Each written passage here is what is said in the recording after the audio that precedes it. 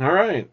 Welcome to the policy and procedure meetings for Liberty Entity 8948 for the tax year of upcoming year for 2026 for tax year 2025.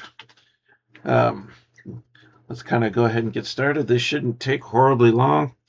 I'm going to be talking in a general reference as we go through these policies and procedures, knowing that each office does have its own little quirks. But what I'm laying out here is a framework of things that are basically mandatory slash necessary, and then how the different offices handle some of the minor details leading up to what I'm going to be showing is up to them. Each one's got their own ways of doing things a little bit, but like I said, I will be talking about some things that are mandatory. And if you guys aren't putting this in, if this isn't in your office right now, you need to get it implemented as fast as possible uh, because the consequences could be dire. Um, some of the things that we're talking about, especially if we get audited or a mystery shop for a financial product and we don't do it just the right way, we could lose the ability to do financial products. And if we do that, we might as well close the door just because you're going to be left with only cash clients. And we all know how few of those we actually get. So it's very important that we follow some of the rules that I'm going to be throwing out here um, at the core. And then, like I said, some tweaking is allowed, but we must be doing some of the things that I will be talking about. And I'll re-stress this as we get to some of these things as we go.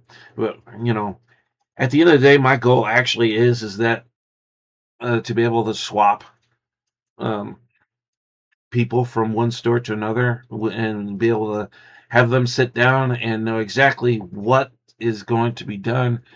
The core idea is still there. It's the same between all the offices. You take one preparer from one office, put them in the other, and they know what to be doing. They might not know where this book is or that book is, but um, they know that they should be looking for a book. So that's the idea. So let's get kind of started here a little bit. Little background story about Liberty. They like to put this in here as um, they kind of took out the name, but John Hewitt, at one time, he was working he was the guy from Jackson Hewitt. And when they were bought out, there was a non-compete for Jackson or for Hewitt, but it didn't cover Canada, so he went up there to Canada, bought this UNR Tax Depot, and then as soon as his non-compete expired, changed it to Liberty Tax Service, and Liberty Tax is on both sides of the border. And for the record, I do know some about Canadian taxes. I did take a basic rapid class for Canadian taxes, so I do have at least a working knowledge of Canadian taxes. So if you ever have anybody that needs some questions answered, I can work on it. Our mission is to be trusted locally, respected nationally as the best choice for professional tax services. A franchise consistently recognizes the leading franchise, not for just personal based income tax business, um, which has been awarded the top spot among those different entrepreneurial publication sources. And the executive team continues to uphold the reputation for excellence by developing and implementing strategies that contribute to our competitive edge. I do like our executive team, for the record. I think that they're trying to do their best to be on the cutting edge. Sometimes it might be a little far out there. I mean, I do have a complaint or two that I will be just kind of mentioning in passing toward the end of this. But at the core of it, I think they're on the right path. Um, and so I don't mind. What's going on is something that I'm positive about. I've always been positive about working for Liberty and what they're doing and how they want to try and go about doing things. Not just being the suit and tie type stodgy, stuffy, uppity tax preparation service. More of your friend, come in, sit down, have a coffee, let's visit and do your taxes.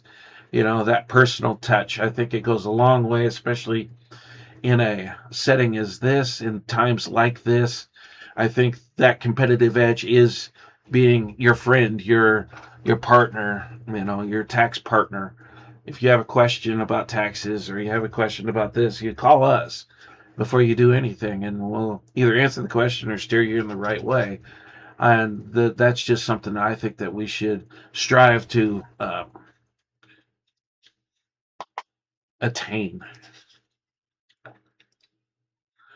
The Liberty Tax mission statement is to be trusted locally, respected nationally as the best choice for professional tax services. And we're going to do our best to do that. I mean, we're nothing if we have no trust. So we have to do whatever we can to glean the client's trust, to keep it. Um, Sometimes it's just doing, like it's doing the right thing. And sometimes we don't like doing the right thing just because it's not convenient. It's not easy, but sometimes it's what it's what you have to do. And at the end of the day, it works. It might not pay off immediately. It might take a year or two sometimes for that type of thing to pay off, but I believe that it actually does in the long run. Liberty Tax Company values relational, committed to building authentic relationships. Foster collaboration and inclusion and focus on mutual success and trust.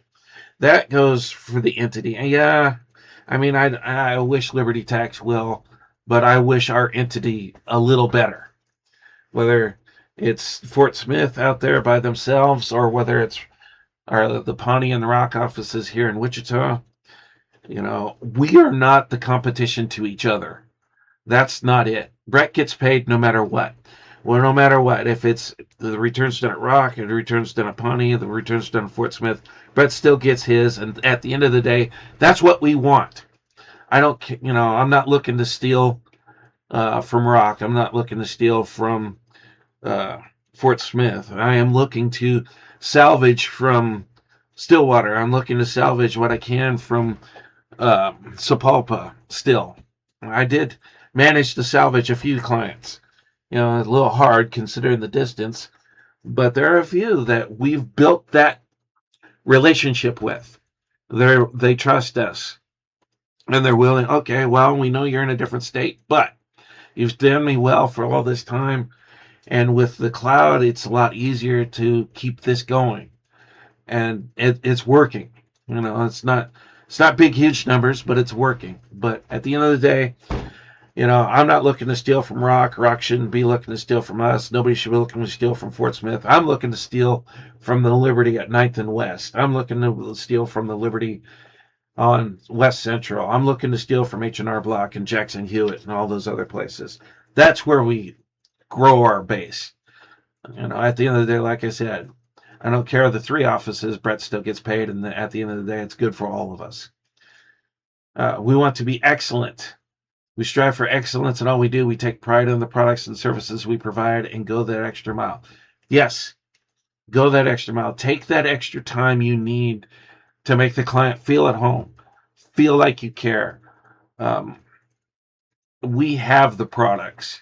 We have the training.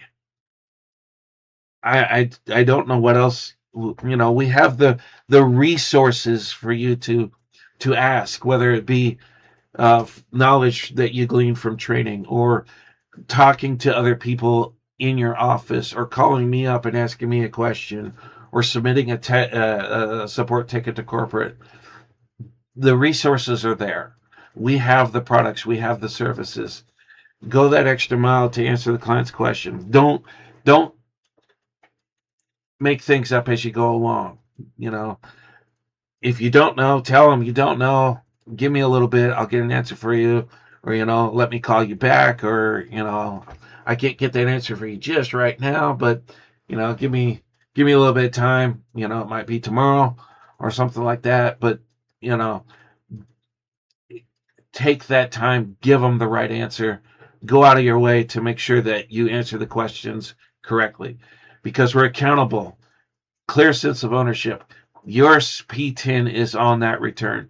Your signature is on that return with that P10. It's yours. That's what Liberty's stressed a lot. I hear that a lot. Once your P10 goes on that return, you own it.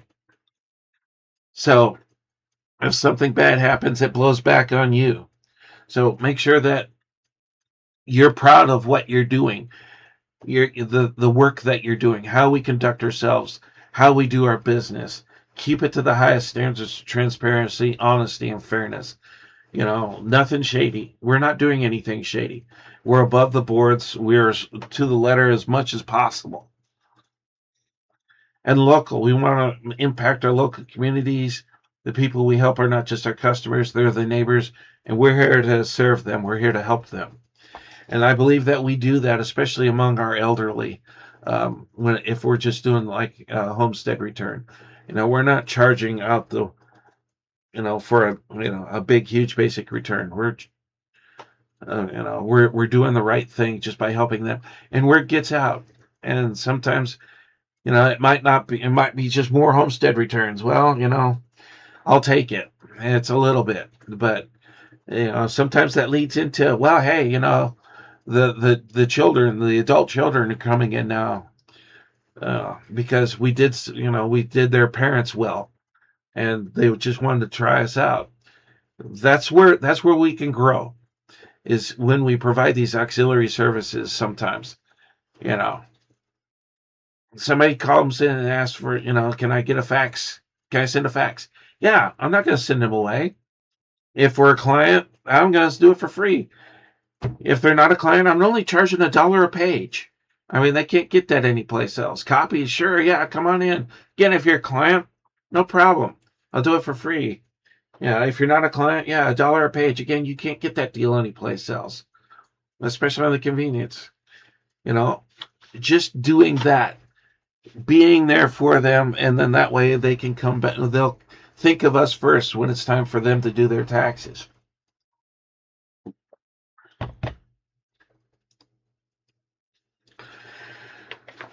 Tax season, usually predictable.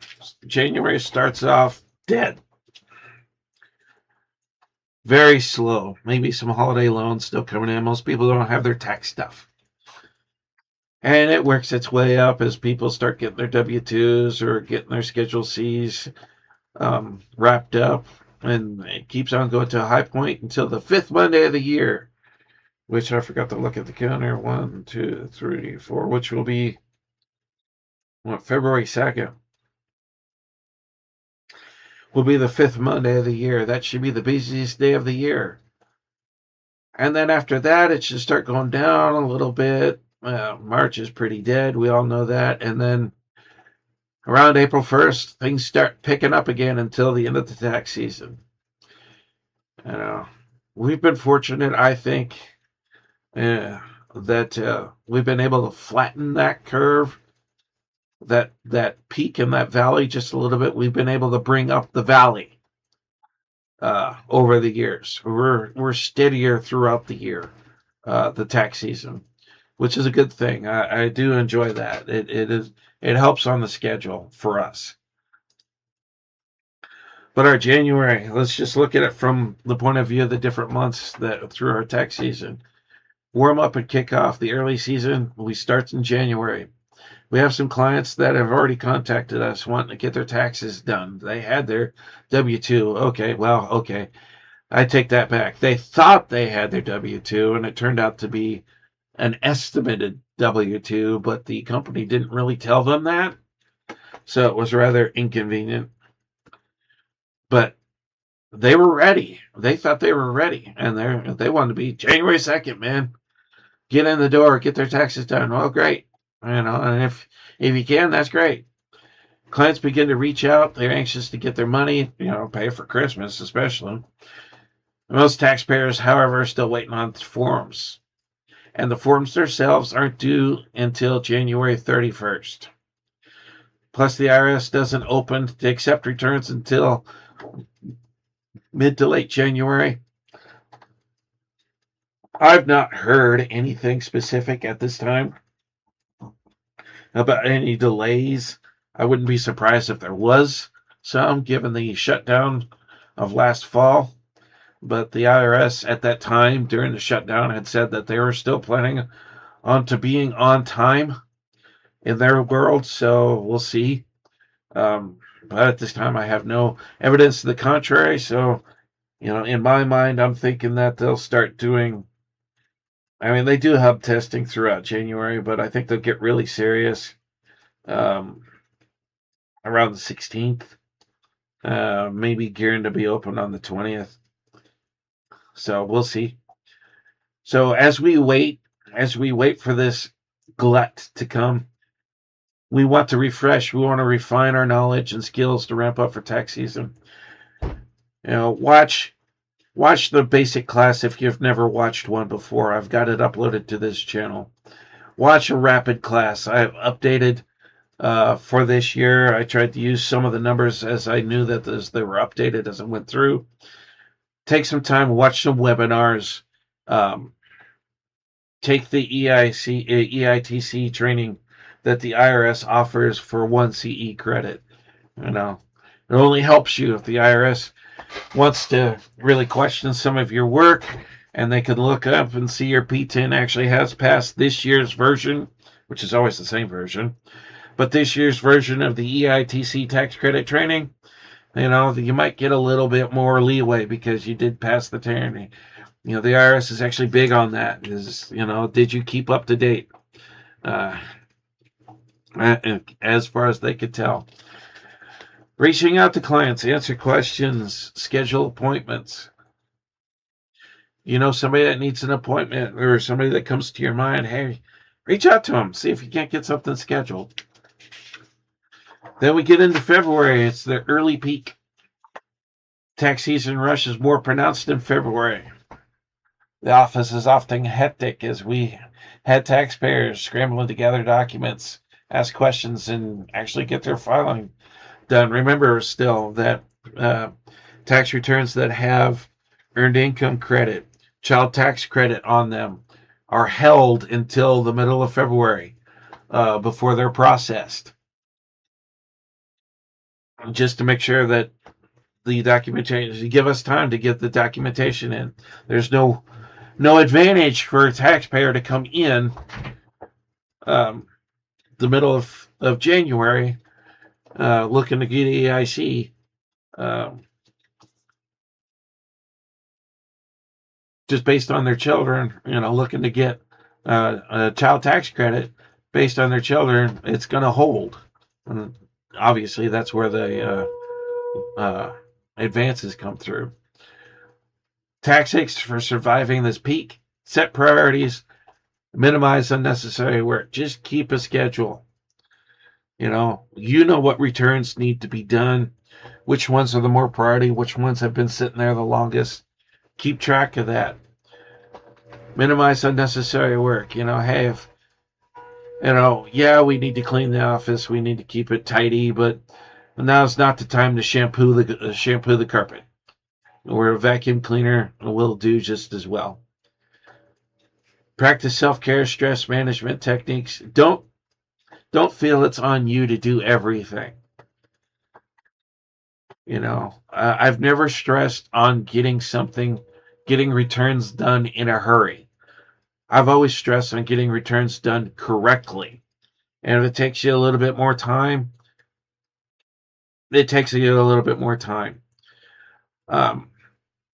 I like stressing drop off for this time. That way you don't have a client sitting at the desk across from you, how long is it taking? Looking at their watch, making you feel like you need to hurry up. That's counterproductive. So encourage the clients to drop off. Encourage the clients to upload their documents to the customer portal. I realize that there's a learning curve on that. There's going to be an age curve on that. Our more elderly clients are less likely to upload. They don't trust cloud, and I don't blame them in some regards. They don't understand it, and why are you going to trust something you don't understand? I get that. So come in, drop your stuff off. A lot of the times I can get it to them the next day because I don't know about your office, but I know my office. I'm busiest at lunch. And so I'll take those drop-offs, and I could pretty much say with fairly decent certainty that it'll be ready the next day because my evening shift has time to do the return. And so do that, you know, don't hog, and that's my bigger lesson for the more experienced preparers. Don't hog all the returns. It's not doing the office any good. It's not doing Brett any good if I'm hogging all the returns and the rest of my staff hasn't a clue. I don't know. My goal is, your goal as manager should be that everybody should be as good as you. Get them up to your level. It's only good for our office in the long run to get everybody to be competent at everything. So, take some of those drop-offs, leave it for somebody, hallmark it for some of these. Hey, I know you need a little work in this area. This is a perfect Schedule C to get you going. There's not a lot. There's no depreciation on it. There's not a lot to it. It's fairly simple. Pass that off. Don't be afraid to pass that off and let some of the newer people give it a try. Reward yourself to increase motivation. I and my assistant manager at my office, we share a coffee every morning. She sends me a text saying Starbucks. I set up a mobile order.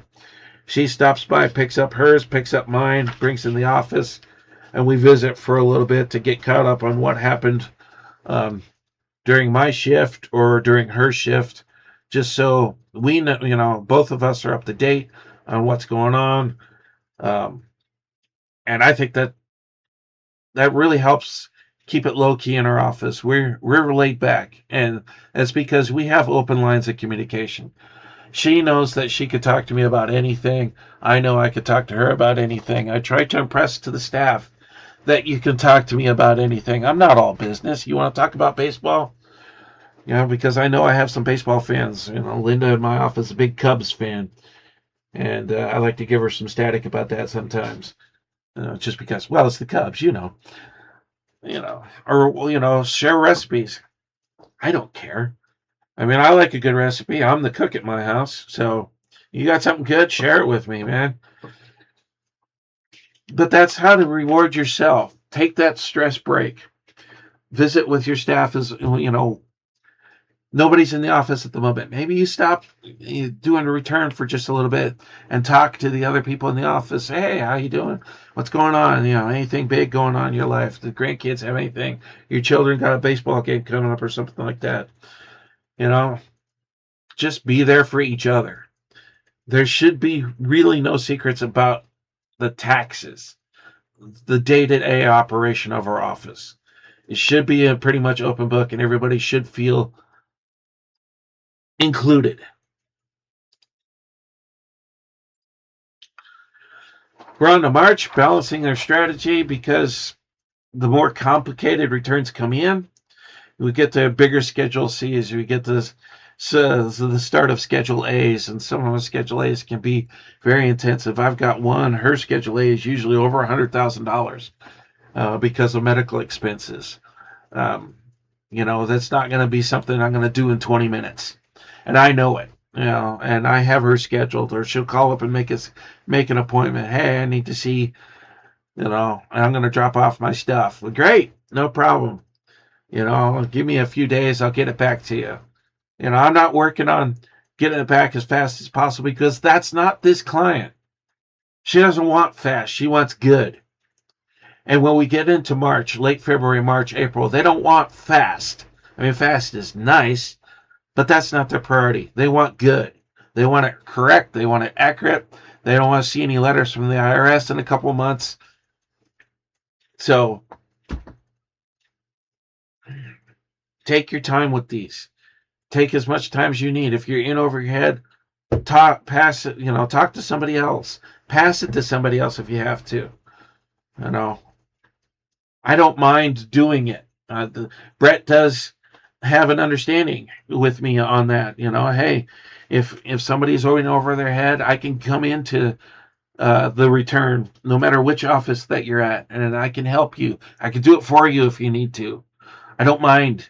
I built, my office can run without me necessarily being there. I'm there, yes, but I don't have to be there. I do have time for you. I've built time into my schedules so I can help the other offices out. And at the end of the day, that's again great for Brett. He doesn't care who did the return necessarily. He cares that it's done right, it's done well, and we get paid. So be alert. Don't get in over your head. Don't get lost. Like I said, if you're feeling swamped, look for some help. Whether, I can't do this return, pass it on to somebody else, pass it on to me. I'll leave it in the office number. I'm not going to transfer it to my office. I'll leave it at your office. Heck, a lot of the times, if you started the return, I'll leave it in your name if it's mostly done. I'm not looking to be that guy. I'm not that one that's trying to take all the credit. Again, that's not productive.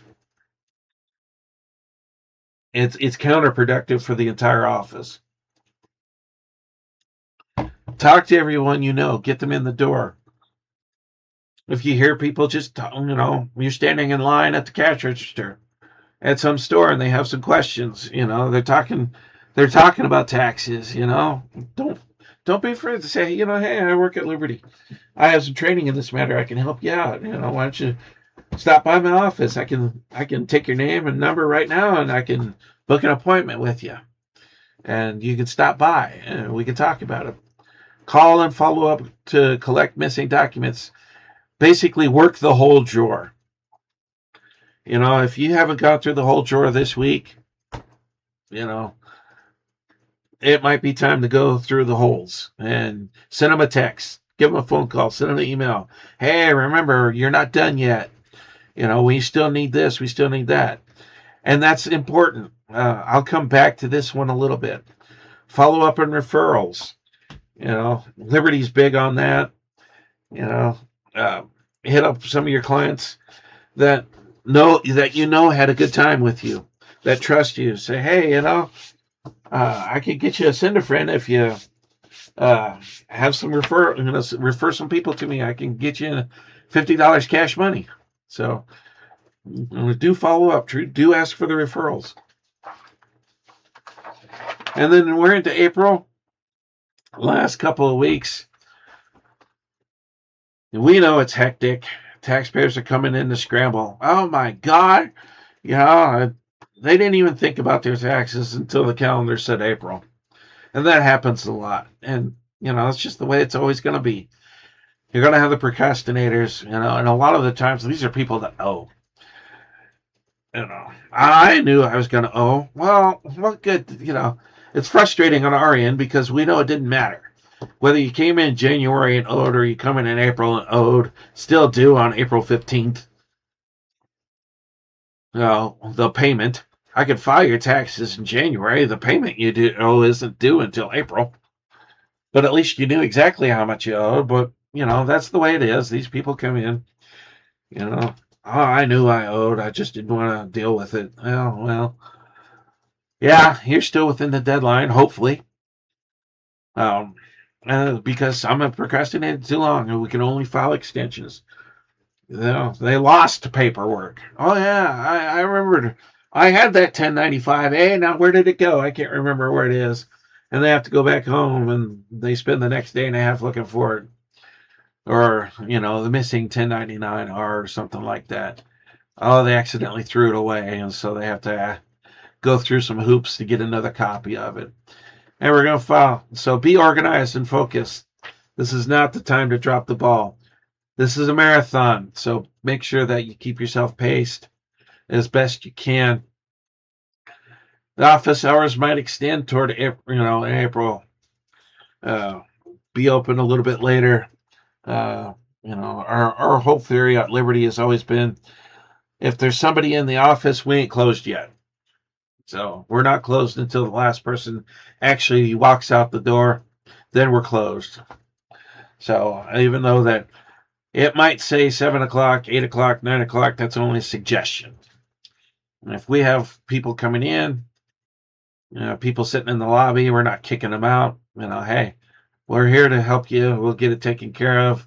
We'll get it done today if we, as best we can. And don't be afraid to file those extensions. But as you file those extensions, especially the people that come in and just ask for them, hey, I need an extension. Well, yeah, I could get that set up, no problem. But remind them, because it's the biggest misunderstanding out there. Extension is just an extension of time to file without having to pay the late filing penalty. It is not an extension of time to pay. Whenever you file your return, if you owed money, you'll be charged interest and penalties retroactively back to April 15th. Stress that to those clients. Hey, I'll file this for you. That's not a problem. Just do understand that the only thing that's giving you a break on is that extension of time to file. You still pay interest and penalties back until April 15th.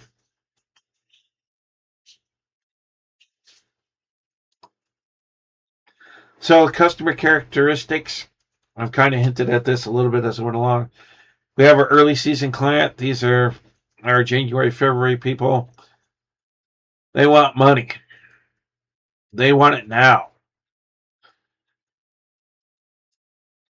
They value the speed and convenience. They're okay with dropping off, but really, they prefer to sit there and just, get it done now.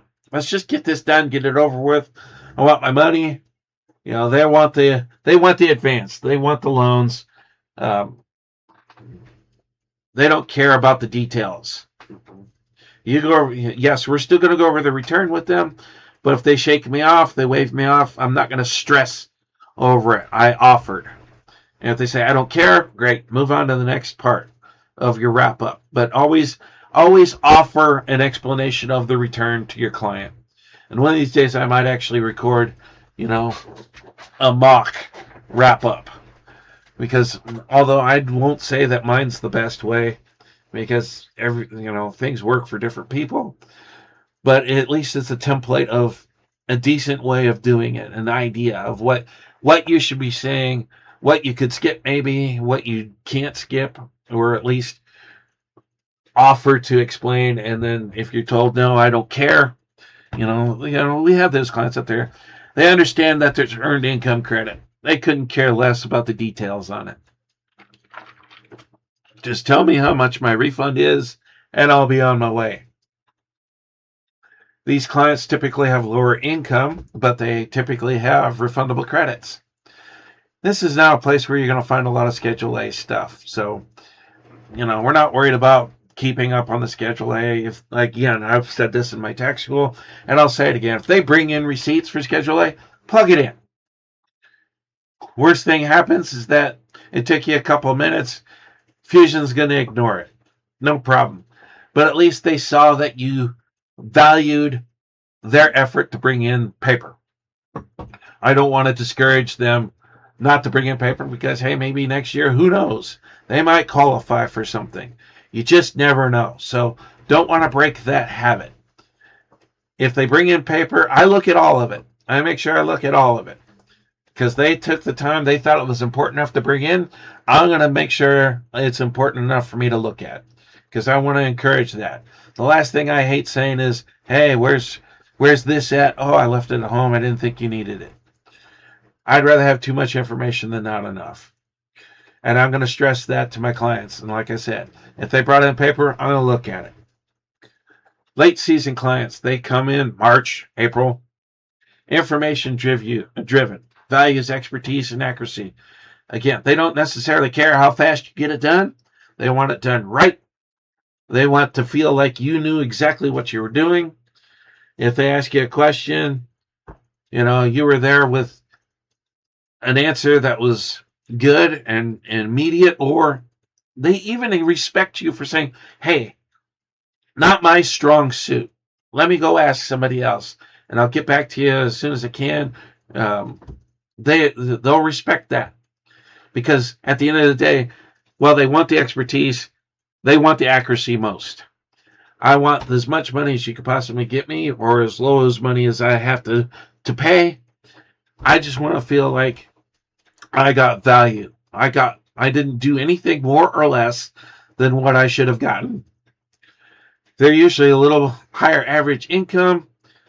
Um, so there's a little bit more at stake with them. So again, they're going to have some different aspects to their return.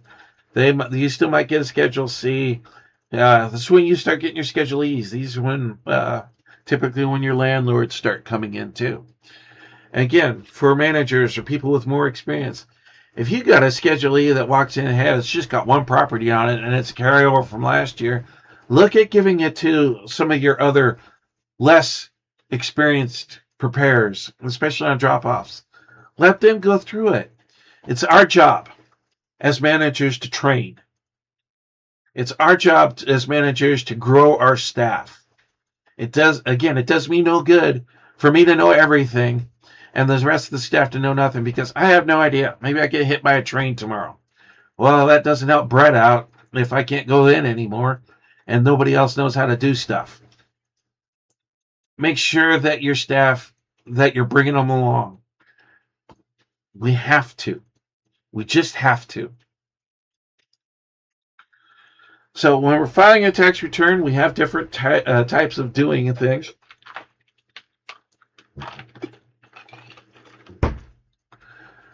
Paper returns. Yeah, we still do it with the software. Don't sit down with a pencil and paper and print out all the forms. Can you? Yes. Should you? No. Because obviously it's going to introduce math errors.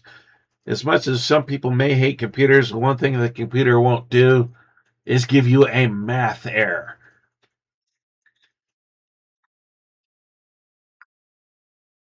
When we do a paper return, print out all the signature pages. Get them signed. Get them signed in ink. Whenever an e-file eligible return is paper filed, an 8948 will be printed along with the IRS copy of the tax return. Attach the 8948 to the federal return that's going to be mailed to the IRS. Always check for errors before printing a return and give it to the customer to mail to the client, or give to the customer to mail. We don't mail it. Yeah, we might provide a stamp. I'll definitely provide the envelope. I'll even address it. But it's not my responsibility to make sure that the mailman picks it up at our office. It's the client's responsibility to make sure that it finally got dropped in the post box. And check for errors. I don't care what return this is, paper, electronic. You're the best preparer in the entire office, the entire world, or the brand new preparer. Somebody else is going to double check it. That's not you. I don't double check my own returns. Somebody else does. That's the only way that we make sure that we don't have errors. Always have somebody else double check the return that had nothing to do with it. That way they're looking at it with fresh eyes. They don't know what to expect. And they're looking at it with a critical eye. On paper returns, we have to collect the payment before giving the completed return to the customer. I can't give you a mail copy until you pay for it. I can't set up a financial product for this. You got to pay for it. The customer must receive their refund by direct deposit. We can still do Deep Blue for these people. We could get them a debit card. We could get them set up for that. And then there's the page that you can print out that has all the information on it for direct deposit. I didn't really set myself up for that in this presentation because I just thought of it. But I'll try and see a little bit later in this presentation if I could get to one without exposing any critical data.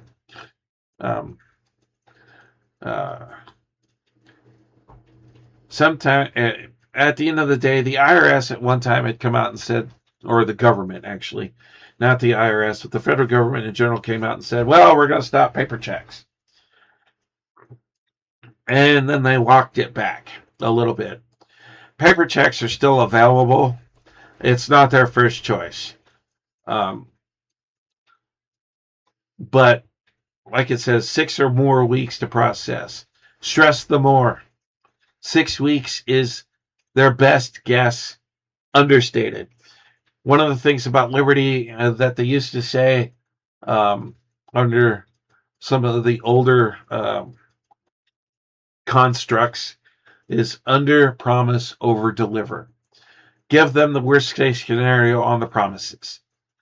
And then if it shows up faster, hey, you look great. I might say it make 10 weeks. It might be 6 to 10 weeks and probably closer to 10. If it shows up in 4, if it shows up in 6, yeah, you look great. They just think, you're the cat's meow.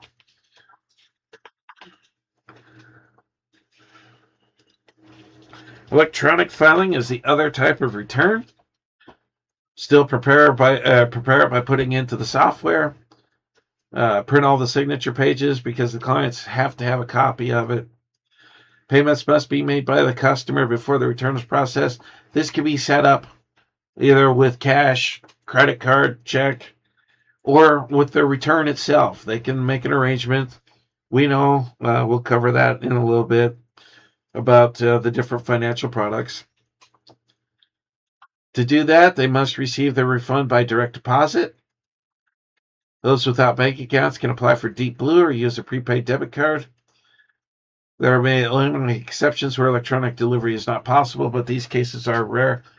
And it'll take 6 weeks for the IRS, or at least 6 weeks for the IRS to get that paper check out there.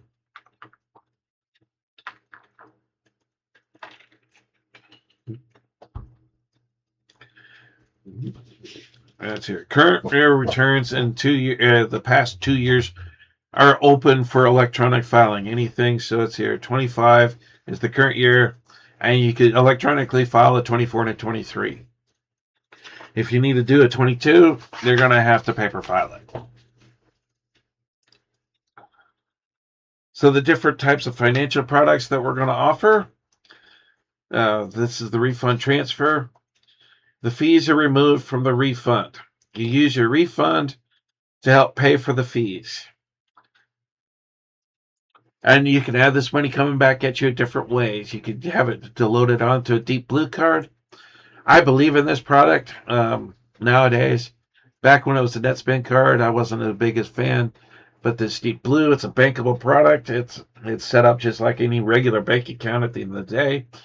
You can use it to set up for long-term payments, recurring payments, whereas you couldn't do with a prepaid card. This you can. Another way to get your money back, check prints out in the office. Do keep in mind there's a check printing fee for that. And it's something that doesn't happen very often. Last year, I think my office at Pawnee just printed maybe a dozen, and that's being awfully optimistic. The most common way nowadays, direct deposit into a customer's bank account. Whether it's at a traditional bank or it's at Chime, doesn't matter. They can, if they have a Chime account, yeah, I could direct deposit into that. They just need to open their Chime app and get the direct deposit information on there. They might have to go a few screens in, but believe me, Chime wants them to do that too. They're not making it impossible for you to find it. So that information is available on their app. That information will be available for them if they called. Or at the end of the day, we could send them up for a Deep Blue card, which is very similar to Chime. Can be e-filed or paper-filed. Refund transfer can be kind of set up as through a paper file. It's not my favorite way. I'd rather on paper file to make sure that I just got my payment up front.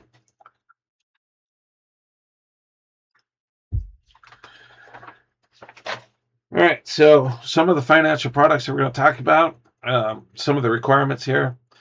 Financial products are only available for the 2025 tax returns. You can't get a financial product for a 23 or a 24. If you're doing a 23 or 24 and a 25, and your client can't pay for any of those, what you could do, providing that hopefully there's enough refund to go around, is zero out the invoices for the 23 and the 24, add them to the 25 return as additional charges, and that way everything's paid for. You can have the refund transfer pay for everything because it's all in the 25 return. For both taxpayer and spouse to apply for financial products, we have to have a valid Social Security or ITIN. They must be 18 as of the last day of the tax year, so they must have been 18 as of 12/31/25. Can't be dead. That applies to both taxpayers if the married filing jointly.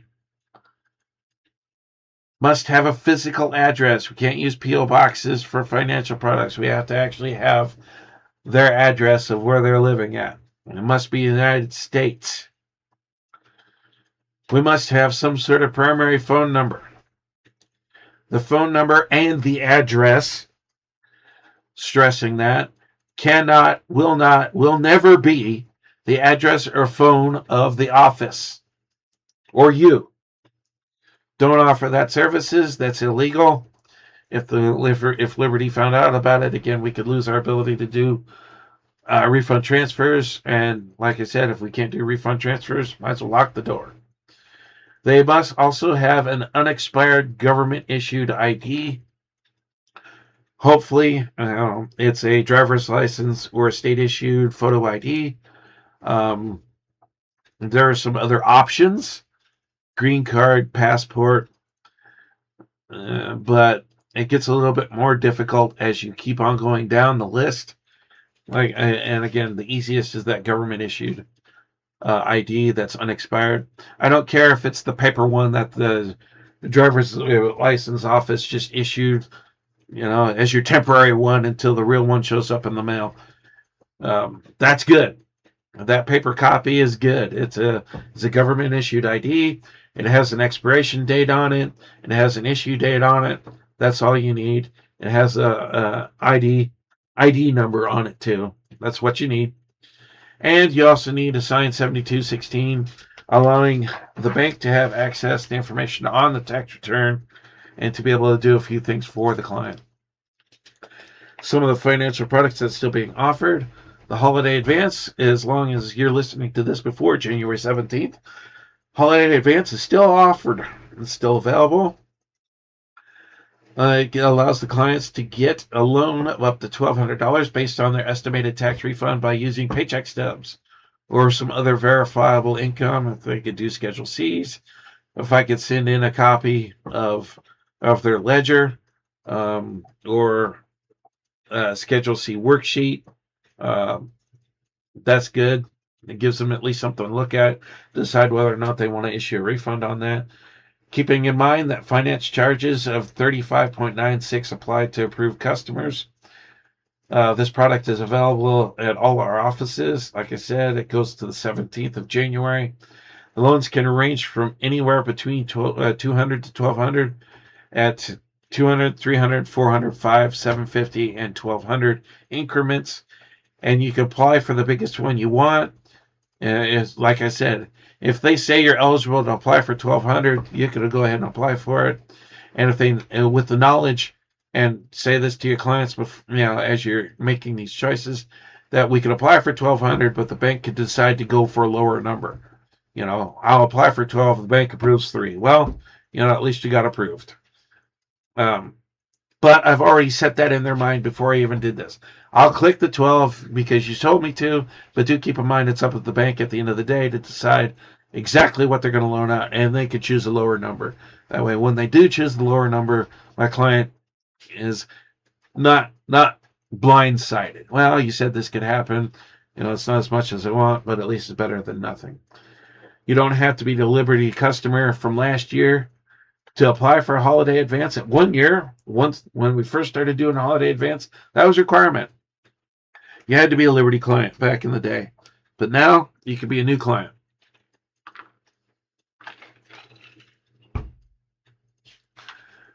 Holiday advances can be dispersed on direct deposits, checks printed out in the store, or on Deep Blue accounts.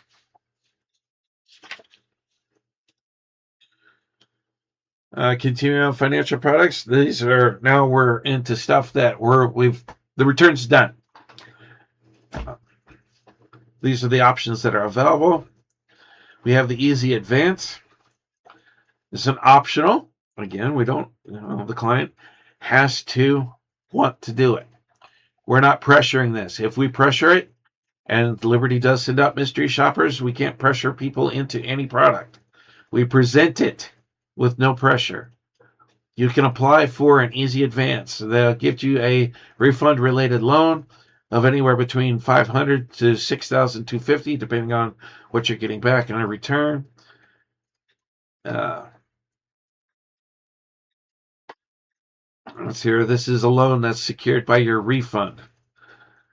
There's a finance charge that are on all loan amounts.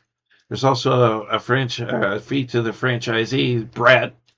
Cost him $25 for each approved EA.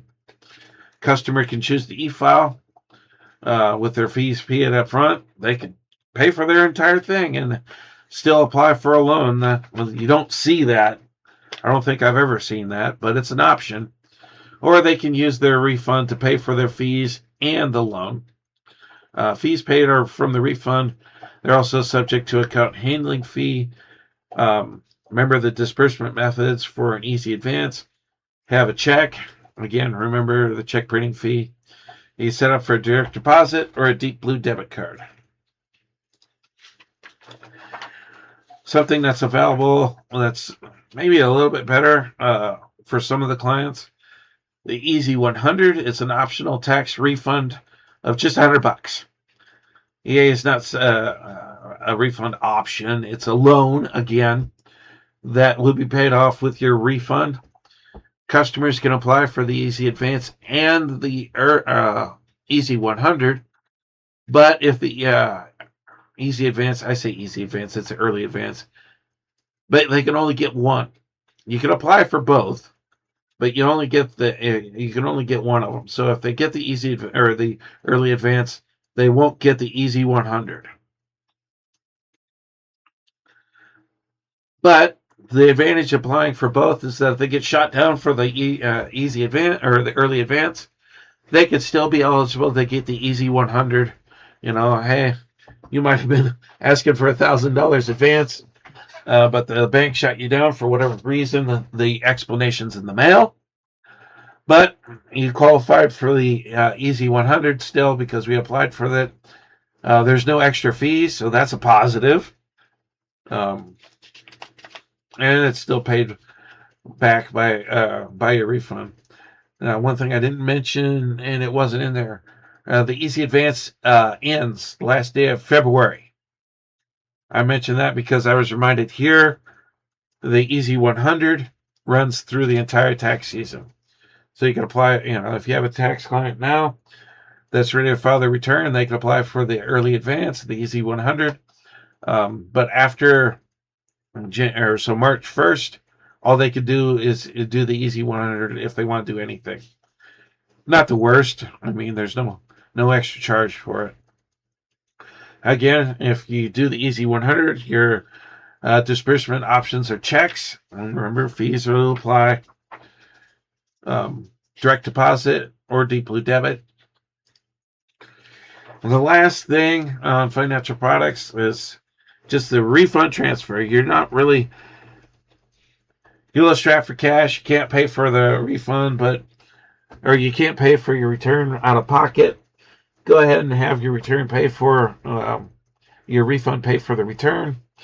But I don't need a loan. It's no big deal. So this is the refund. That's what's called a refund transfer. It's optional. Again, everything here is optional. We're not stressing anything. We're not stressing loans. We're not stressing advances. We're not even stressing a refund transfer. These are just options. We deliver them with no prejudice to anything. Even cash, even cash. I prefer it. Brett prefers it. It's great.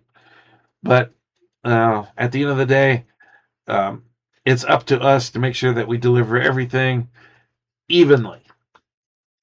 So fee-based financial product allows taxpayers the benefit of paying the fees from their refund. Having the refund process as direct deposit rather than waiting for the IRS or state. Let's not always forget that there's always the state component of this to mail a check. Customer account fees apply. This year, the fees are still at $54.95. That's a bank fee. That's not us. I actually do say that to my clients every time. $54.95 bank fee. I have no control over it. It's charged by the bank, Republic Bank of Kentucky, basically to set up and to set up a temporary bank account for you and to process your refund from beginning to end. Again, a refund transfer, whether it's a check that prints out in the store, a direct deposit, or a Deep Blue debit, doesn't matter. Again, we're delivering each one of those with no bias. Now, I said earlier that I actually kind of do believe in the Deep Blue as an option as opposed to earlier days when I was working for Liberty and they were doing the NetSpend card, which is basically a prepaid Visa / MasterCard, whatever it was at the time. There's benefits to having the Deep Blue account. There's an overdraft service that you can opt into. There's a $10 so you get overdrawn $10. They don't get all they don't get all panicky about it. That's a cushion. Some identity theft protection. There's some cell phone insurance, some purchase assurance. There's a high yield savings account. And let's not overlook that as preparers, again, we're not delivering it with any prejudice, but there's a little kickback for preparers for each NetSpend or for each Deep Blue card that gets loaded. You get a $10 spiff loaded to your own personal Deep Blue card. If you need some help getting that set up, I'll get you the instructions on how to do it. It's pretty simple, but you'll get a $10 spiff for each Deep Blue card that gets. You'll get the spiff when money gets deposited on a Deep Blue card for your client. Then your Deep Blue card will get a $10 bump. I take that and I immediately put it into the high yield savings account. It's paying 6% up to, I believe it was the first 1,000. It might be a little bit more. Don't quote me on that. But hey, I take my spiffs and I put them in that 6% account because I can't beat that. I can't find any place else that's paying that rate. I can't go to the bank and do that without penalty because, maybe there's a CD out there for long term that might be paying 6. But the nice thing about this high yield savings account, it's just that. If I needed the money right now, I could take the money out. I could transfer it back from the savings account back to the credit or back to the card side and go spend it by running my NetSpend card. It's that simple. When you have the app, you can move the money back and forth. But I highly recommend it as a tax preparer to get that set up and then load up that savings account as much as you can. Get that 6% interest. You'll be thankful. All right. So some other things that they issue, some pre-funded checks. I'm not quite sure what that is. Forgive me on that. I didn't look into it. Virtual cards. That means, I could load it into my Apple Wallet or Google Pay and just use tap to clip. There's some payback rewards, and you can go use some ATMs without having to pay any extra ATM fees. All right, so back to some of the more office-y type stuff that we're going to cover today. Office communication. As you know, currently we have the Facebook entity page that I try and put information on. I welcome other people to put information on. But I understand that Facebook has got a bad rap, and deservedly so. And not a lot of people are on it every day. So I am open to new suggestions. I'm leaning at Telegram. It's free. It has that instant feel of it, of a text message, but I can also upload files to it, links to it that can take you back to other things. It has a phone app for Android. It has a phone app for Apple, but you can also have it on your computer. There's an app for that that you can download onto your computer, whether it be Mac or whether it be Windows-based. Either way. And the nice thing about in Telegram is that it behaves a lot like chat, but I know a ways to put in different rooms. So inside of, I can make an entity Telegram, and then inside I can make different subjects. Um, so the main chat doesn't get overloaded with everything. So yeah, I'm really looking hard at that. And like I said, it's free. But if somebody's got a better idea, I'm open to it. I'd like to make a decision on this by the middle of the month, because Facebook's, their time's on the wall. They even closed their group chats from Messenger. Um, so it's losing its, for what it used to be. Facebook has really lost a lot of ground in its usability for what we were doing. And so, like I said, I'm looking at this Telegram. I have experience with it. I've been using it for other things for multiple years. So, um, like I said, if anybody's got any ideas uh, about anything else, I'll be more than happy to listen to them. Um, but we need something more useful. So, if you got an idea, let me know. Dress code, pretty pretty laid back. My office at Pawnee, I kind of stress for business casual, um, but it's not a total requirement. Well, some things that are universal, though, no T-shirts are allowed except if Liberty themed. I will allow some exceptions on T-shirts if something special is going on. Uh, for instance, my original franchisee, uh, during the Final Four, or during the basketball tournament, because that happened, March Madness, we are all familiar with it. Excuse me. He's a big KU fan. And so he always made it, if your team's playing that day, whether it be Wichita State or Arkansas or Oklahoma or KU, I don't care. You could wear college gear for that day for your team in support. Um, but I don't limit it to that. I'm a big hockey guy, so I don't care so much about basketball. But I do. The Frozen Four is at the same time. That's for college hockey.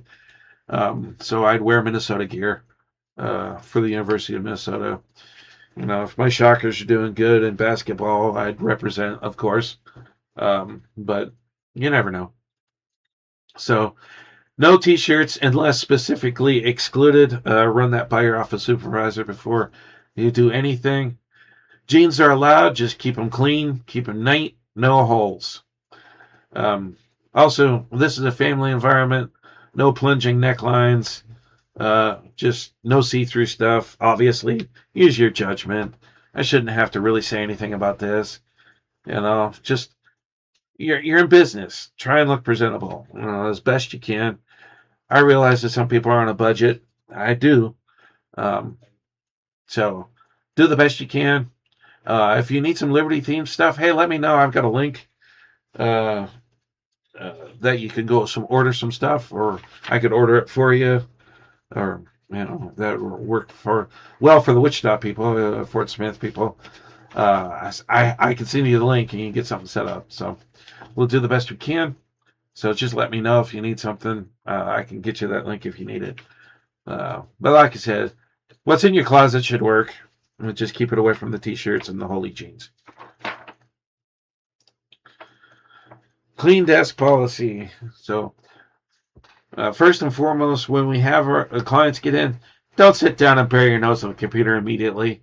Have a conversation with them. Talk to them. Talk to your clients, especially with the return clients. Hey, how was this year? Anything new?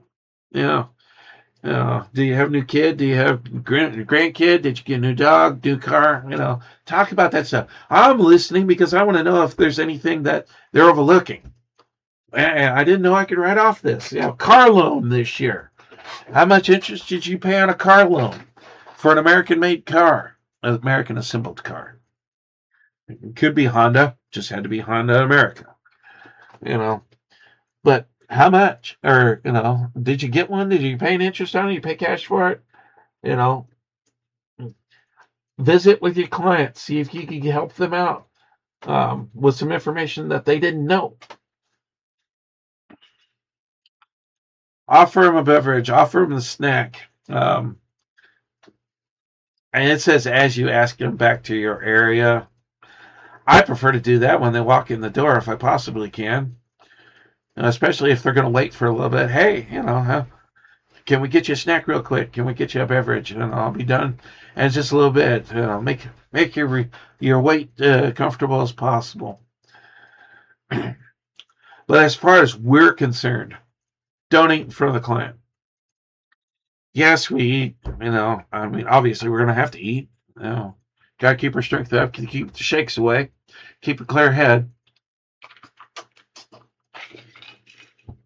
Excuse me. Just don't pull out your lunch while you're doing a tax return in front of a client.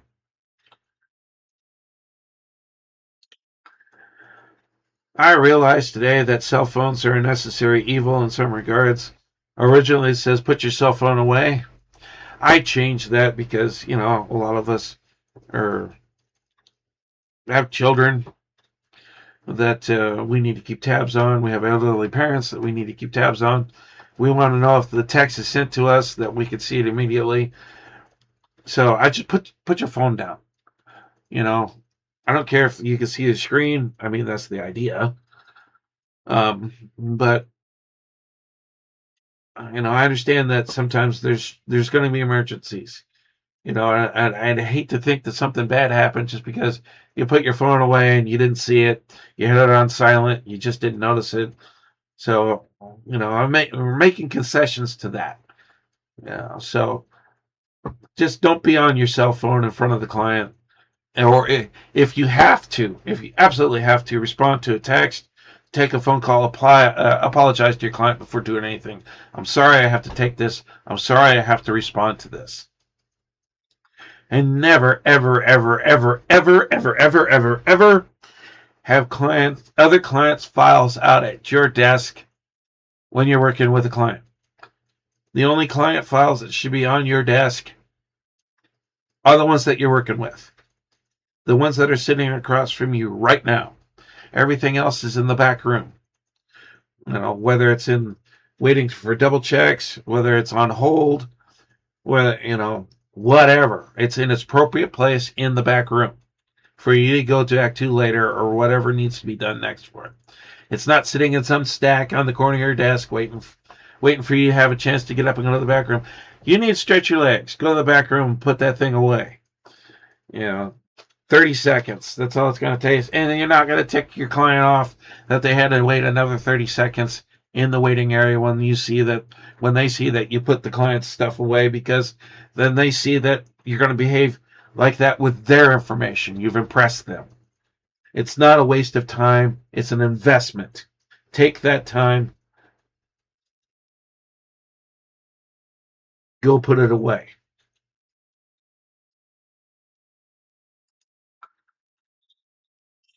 All right. So when it comes to these few sections coming up, this is why I'm doing this in this format this year, especially as I look through the rest of my pages to make sure that I think I've got everything set up. So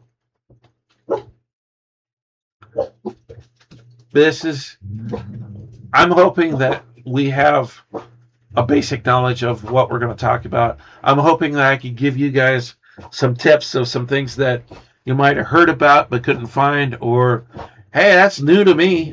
And one or two things were added this year too. And I'll cover as much as I can, but I'm going to focus on the stuff that's most usable to the broadest base of people listening to this. So AMS is the appointment management system. And why is this such a valuable tool? Is because when a client makes an appointment, there's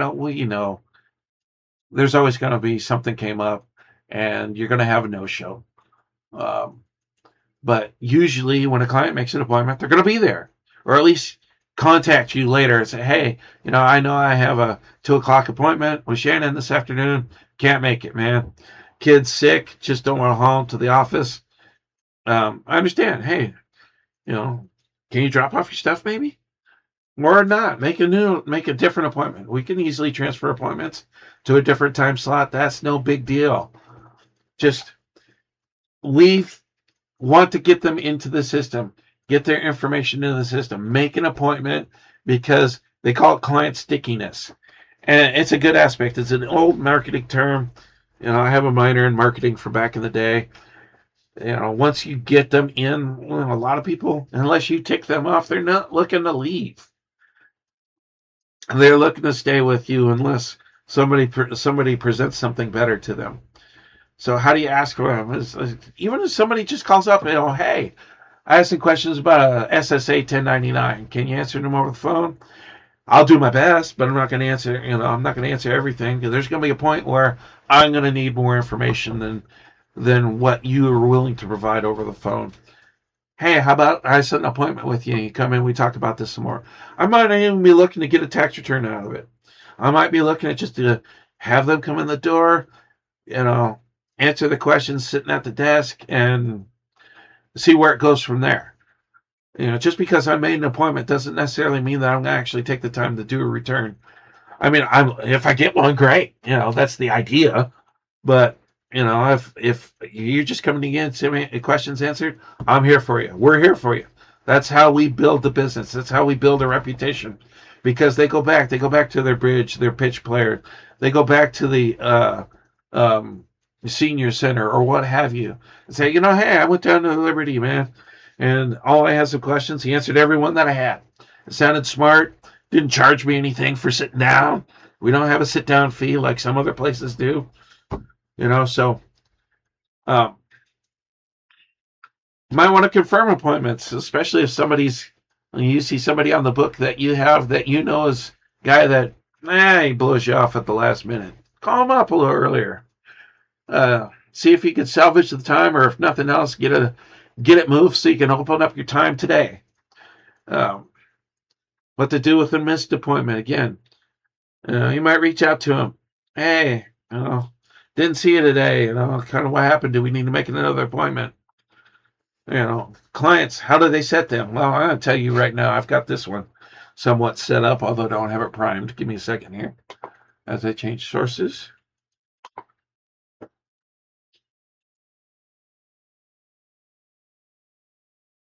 How do clients set their own appointment?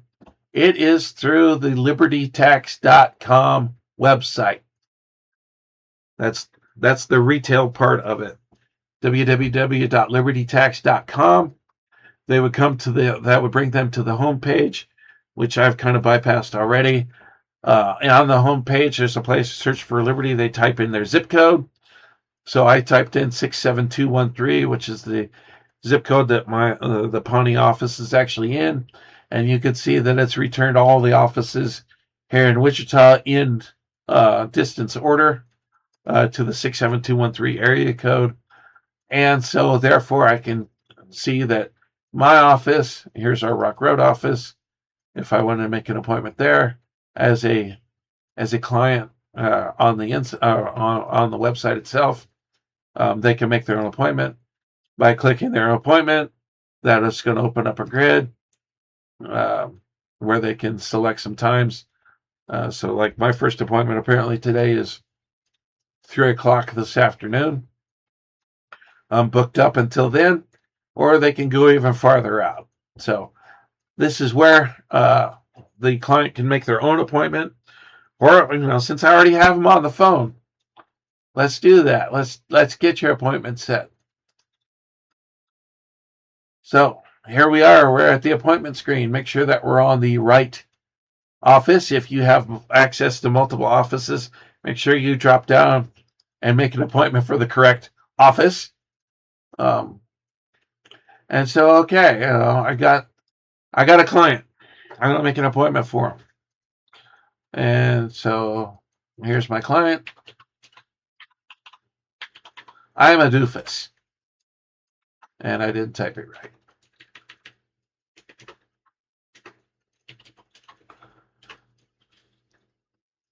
And I see that, well, we can merge this if we need to, but she's already in the customer database. Great.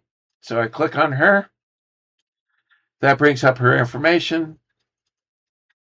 I've not done a tax return for I'm a Doofus before, but she has made appointments in the past and canceled them or not showed up. But this is a nice little grid. If she'd done taxes in the past with us, they would show up in here. So that's a nice little bonus. But okay, so we need to make an appointment for her. Again, we're here because we're already on our client that we have. If we didn't have an existing client, we'd have a screen asking us to put in some core information, the name of the client, the social security number of the client, the phone number of the client, whether or not they accept text, email the client, whether or not they accept emails, and just some core information to make an appointment. So that's where that lead would come in through that you saw a little earlier that was printed on the screen. But for rapidity's sake, okay, we have a client that exists. And by the way, this is a made-up person, as you could awfully tell. Shout out to Bill Watterson of Calvin and Hobbes fame. So we're going to add an appointment. Make sure, again, we're going to make it for the correct office if you have that option. All right, and we've already have her information in here. We can change her if she'd been opted out before. At this point, we can opt her back in, say if she wants to receive a text reminder notification of her appointment, we can opt her back in if we needed to. And what she's coming in for. Is she coming in to get her personal taxes done?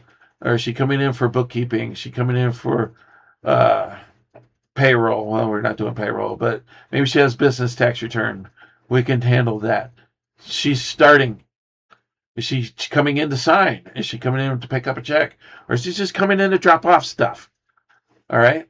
Well, if I know she's coming in to drop off stuff, I know she doesn't need a whole hour. I can change my timing if I need to. Or if she's coming in, I know that she's got 3 rental houses and she wants to sit here and have me do it while she sits there. Well, that's going to take me a couple hours at least. I could go even longer if I need to. Start time. Well, what time does she, what day are we going to make an appointment for? What time are we going to make an appointment for? So it's here. What's today? She don't want to make one for today. We're going to make one for tomorrow. And we're going to make it for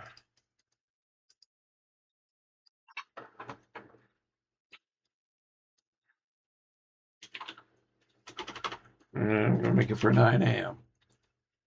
Oops. That's supposed to be a colon. Trying to make it for 9:15. Nope.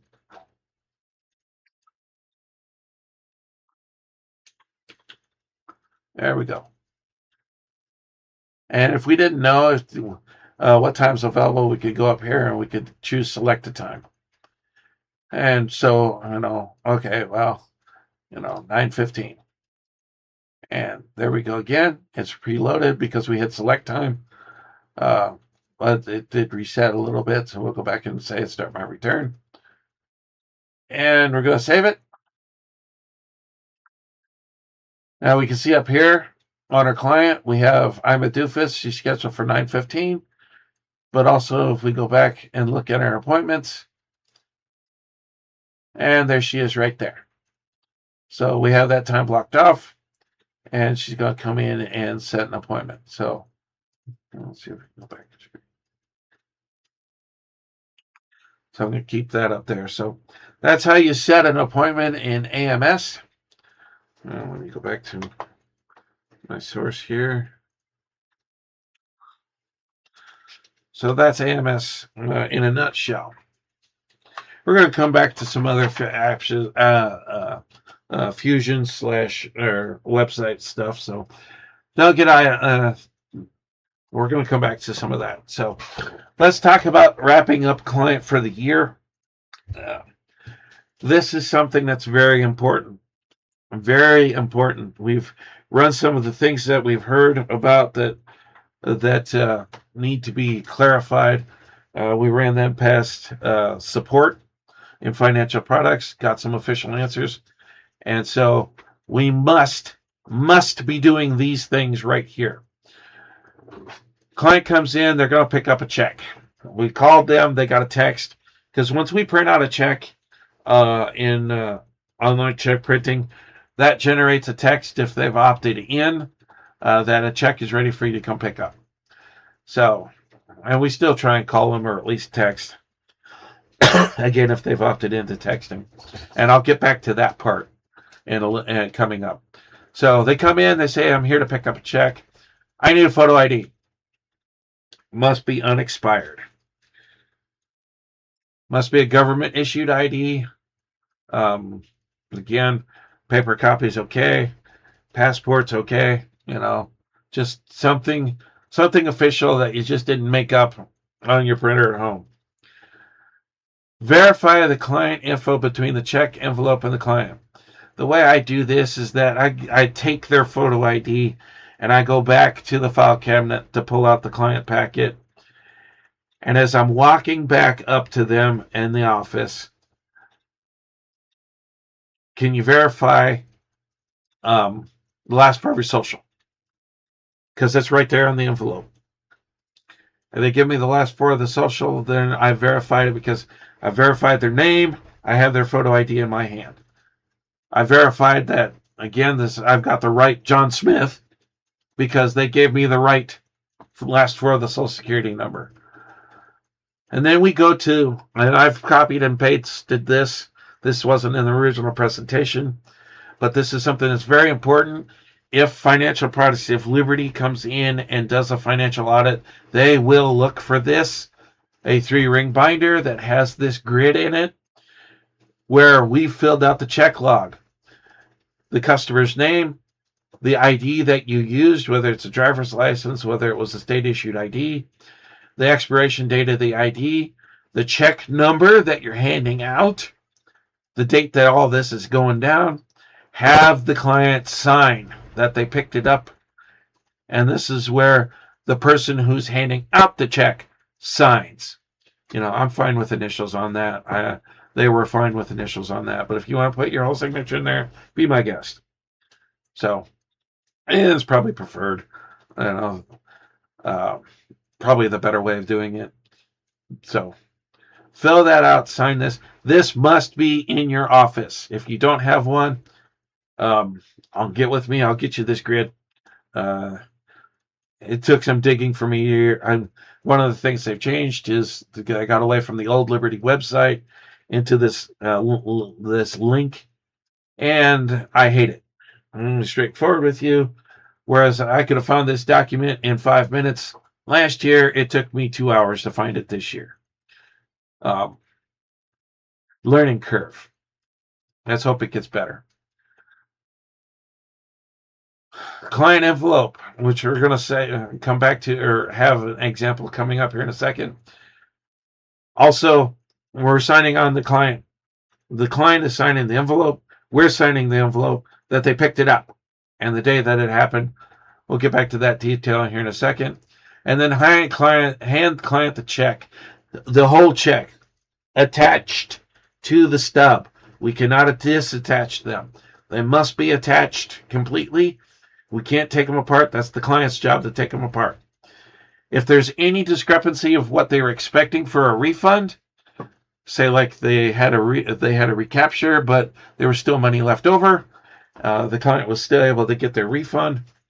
Explain the difference. Hey, this is the IRS check. We understand you're getting $8,000 and you only got $750. This is where it went. Head this off at the pass. We don't want the client going out the door being all ticked off because they didn't understand why it's an $8,000 refund and I only got $750. Happy client going out the door. Make sure that you've answered all their questions before they've walked out. We don't want them stewing around for the next hour and then calling up, maybe getting somebody who has no idea of what just happened because of a shift change, of coming in and calling up and start complaining about, well, why was my refund so small? And the person is on the phone trying to figure out, catch up. So if it's different, if it's not what they're expecting, hey, even if it was something that they were expecting, $8,000 refund, they used a refund transfer, they used the easy advance, all that details at the top of the check. Go over it with them. Hey, here's the $8,000 you're expecting. He came in right here. This fee came out, this repayment came out, that repayment came out for the easy advance, for the holiday advance. This is what was left over. There you go. I mean, make sure that they understand what happened to them. Issuing a Deep Blue card, same idea. Again, when we're issuing a Deep Blue card, we have to have a photo ID, government issued, must be unexpired. Again, we have to have a log. We're in a 3-ring binder. We're keeping all this information.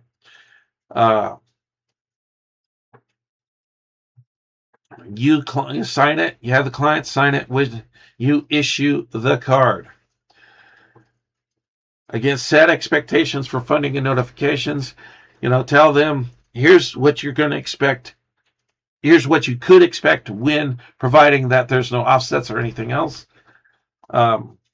So set those expectations in advance, because it's not like the checks where you have a chance to explain it again when it's in their hand. Hopefully you've already set those expectations during wrap up. And I'm strongly thinking about doing a presentation on that the more I talk about it. As soon as I get get an idea how to present it without exposing any data.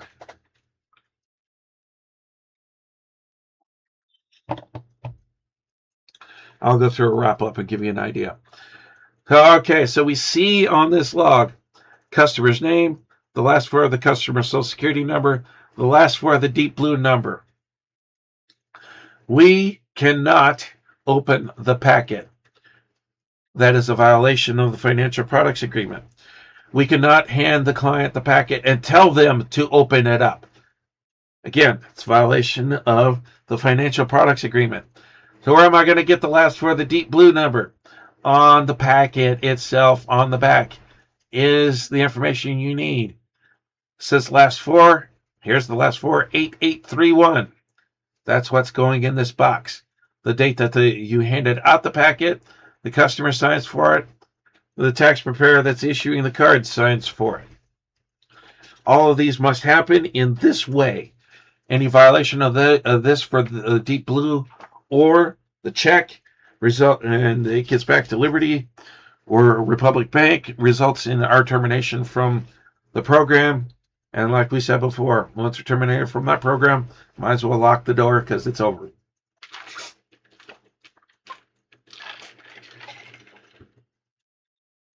I cannot stress that enough. All right, client packets. Kind of hinted that we're going to come back to this. They may or may not look like this. I know that the place that we could order directly from, they had like 8, I think it was 8 different colors, including no color at all. So in this, there's an art to filling this out. Again, I'm bringing this up because I would like to try and get everybody on the same page when it comes to information that's on a client packet envelope. So we could share people and they don't feel like they have to do it this way, this office, and that way, that office. This is the official Liberty training. I'm referring it on to you. We put in the last name of the client. Put in the last 4 of the social security number of the client. And we know it says SSN up there. Only the last 4. Never put the full one in here. What the tax year is. If you're doing it for 25, which is most of what you're going to be doing, tax year 2025. First name. All right. And if it's a married couple, hopefully it's the same last name. If it's not, we have Smith and Black, or just Black. And then we have John and Jill. And on the social security number on the last 4, I will also do the last 4 of the spouse. Because, again, the spouse comes in to pick up a check, comes in to pick up paperwork, and ask for the last 4, instead of me having to dig through the packet because it's the taxpayers up here and not the spouses, and nobody put down the spouses up here. I got to dig through the packet to make sure that it's got the right one. So I put the taxpayer and the spouse's last 4 up here. And we don't have to go digging through it if the other one came through. So Black.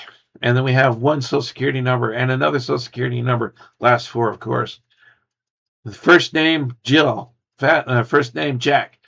Day phone. Evening phone. Typically for me, what we do on this is these are mobile phones. They haven't updated these. This form looks the same as when I started back in 2010. You know, but basically it's mobile phone, his and hers at this point. Or maybe an alternate phone. Some people have, hey, I have this prepaid phone, and an emergency, you can call me, but I don't want to burn up my minutes. But if you want to send me a text or something, here, I got this Google Voice number. They don't have to pay for that. They could log in and get their messages later during the day on their computer. The office number, not the most important thing in the world, but I do like filling it out, just to be on the safe side for whatever reason. And then some of this we can't fill out until we actually get done with the return. This stuff here, I fill out as soon as I receive paperwork, basically. Especially if it's a drop-off. Anything that's dropped off is not sitting in paper clipped. It's in a nice envelope. That way nothing gets separated from it. I take the client dropped off paperwork, I throw it in an envelope right away. I at least fill out this part up here. That way we know whose it is, and we can come back to it later. Everything's neat and tidy. This section we're not filling out till the end. Did they choose to do a financial product? To us, financial product means, are they doing easy advance or early advance, the easy 100? Check yes if they're doing an advance. And then how is the refund coming back at them? Is it a check? Is it direct deposit? Is it a debit card? And if they were shot down for the financial product, we put down decline. And I like putting next to it the date that we got the indication of being declined. All right, they didn't do a financial product, but they are using a refund transfer. Again, just check that. How is it coming back at them? Was it check? Is it direct deposit? Is it to a NetSpend card? Did we get notification that that the refund has been recaptured? All right, there's a checkbox for that. Write down the date that happened. We don't really use this section because if you do an RT, when we set up RTs, it's both federal and state. We don't make a difference between the two. And if they paid for it in full, we're just doing an e-file only. Check that box again. How's it going back to them? Was it direct deposit? Was the refund debit card? Was the refund being mailed from the IRS, or did they owe? And then paper. Was it a paper return? When did we make is the client packet ready? Is everything ready for filing? Because typically we want to have that set up before the client actually comes into the door. So all they have to do is sit down. We walk them through the signature sections and then hand it to them. So client packet made, and then the date that we handed it out. All right, so going through this, prepare who started the return. Whose name is going to be in the P10 field later when we go through wrap up. Who finished the return? It could be somebody else. I could start a return and Shannon can finish it for me, or vice versa. No big deal. When did we do it? I started a return. I got it through the signatures. I made an appointment for them, but they couldn't come back together until my shift was over. But Shannon took care of them. She got the signatures. That's the finished. This is when it's ready for double check. When? What date? Then we said double check. Mandatory as far as I'm concerned for the next 4 months. Who double checked it? Is it okay? Is it not okay? And then on the back, if it's not okay, on the back we know there's a bunch of lines. The date, who's writing the note, and the reason why it's not okay. Okay, not okay, the date that happened, and then if it's not okay, who double checked the fix? Is it okay now? So on and so forth. Transmitted. Who transmitted it? So a lot of my office is transmitted by Shannon. Not always, but a lot of the times. So she will be the one that's writing down that she transmitted it, but she's not putting anything here. I'm the one that usually comes in the next day and and looks for approvals or rejections.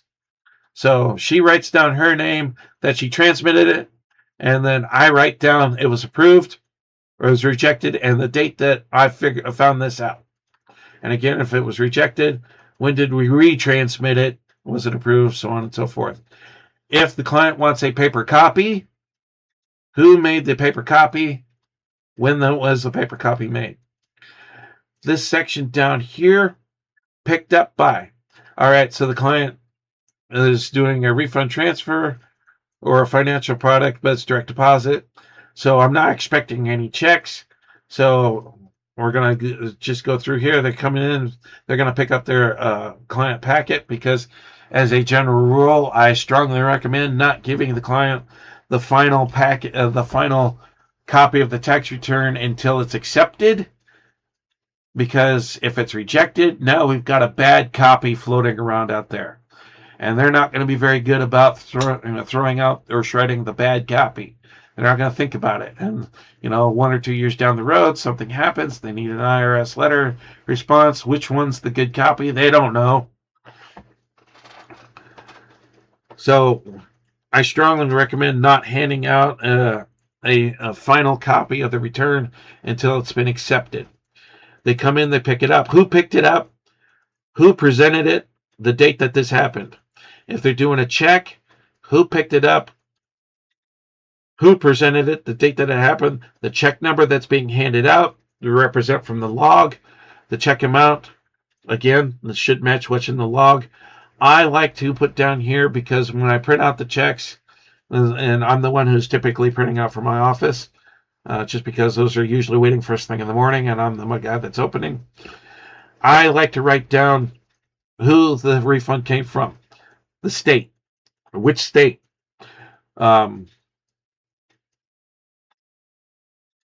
Or the IRS. And what I would do down here, for instance, all right, I might get an indication from online check printing. Okay, the state came, but it was all used to pay for fees. So I'd actually make a note down here in the client packet. State paid, $212.26 went to fees. All right, so then we have the IRS check. Again, we could, it might be here if I handed out a state check, so I might be over here. Or if I didn't have any check, this is the first check, I could this area still should be open. I would write down, okay, this is the IRS check minus fees, last check, because I always like to write that one down too, last check. That way I know that they've gotten all their money. I can tell the client, hey, you got all your money, don't expect another check. Obviously in probably a little bit more tactful way, but you get what I'm saying here. You got your refund.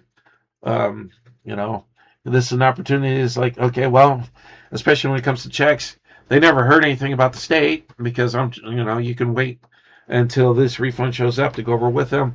Hey, your state came earlier. It got captured. It went to pay your loan. It went to pay the Easy 100. It went to pay your fees. It went to pay the bank. $50 refund, $54.95 went to the bank. Okay. We know where it went. All right. So just cover that there. Over here, states filed. Well, if you have a Texas client, none. No Texas. My Canadian clients, they don't have a home state. They live abroad. So I'm checking none. And then down here, Kansas, Oklahoma, Arkansas, all the states that we're filing for, whether it was an electronically filed or a paper file. One thing that I like to do, and I wish I'd have mentioned a little bit earlier, up here, whichever one that they were using, I like to write down the amount of the refund that they're getting. So if they were getting back $1,000 from the IRS and they paid in advance, I'd like to write down $1,000 right here, because it makes it that much simpler if I'm having to look, if I'm going through later and maybe looking through where's my refund to find out what happened to this guy's refund instead of having to go through the entire packet. I'm working through the pickup drawer, and I can easily have all the information I need just by looking at this. I also like doing it here on the state side.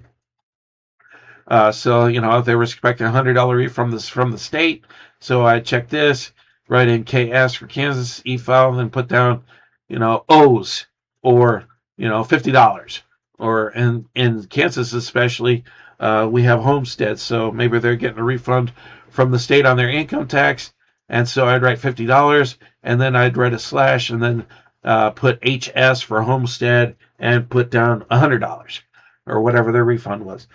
Excuse me. If it was a free return, who authorized it? Who said yes that they can have a free return? Payments. What happened? Is it a financial product? Well, I'm in the habit, if it's a financial product, that putting down the amount of the invoice anyway. So it's just right here in front of us. Again, I liked having a lot of information at the front of the packet. That way, if a client calls on the telephone and starts asking questions, I can pull the packet, and I have a lot of information sitting in front of me right away. Especially handy when I might be talking to a client and my computer's tied up with somebody else. I'm working out of the back room. I can look at a client packet real quick and get a lot of information just by looking at this and looking at the notes that are on the back. Lost my cursor. There it is. All right. So, or did they pay cash? If they paid cash, how much did they pay? Check. How much was the check for? Did we charge it? How much was the credit card for? The date that this transaction happened. Who ran the transaction? Who accepted the check? Who accepted the cash? And who verified it? Especially when it comes to cash, cover your butt. Have somebody else count out the cash to make sure that everything is square. We need to have that. Somebody else that's not you double checking to make sure that you said you collected $200 and Shannon saw that I collected $200.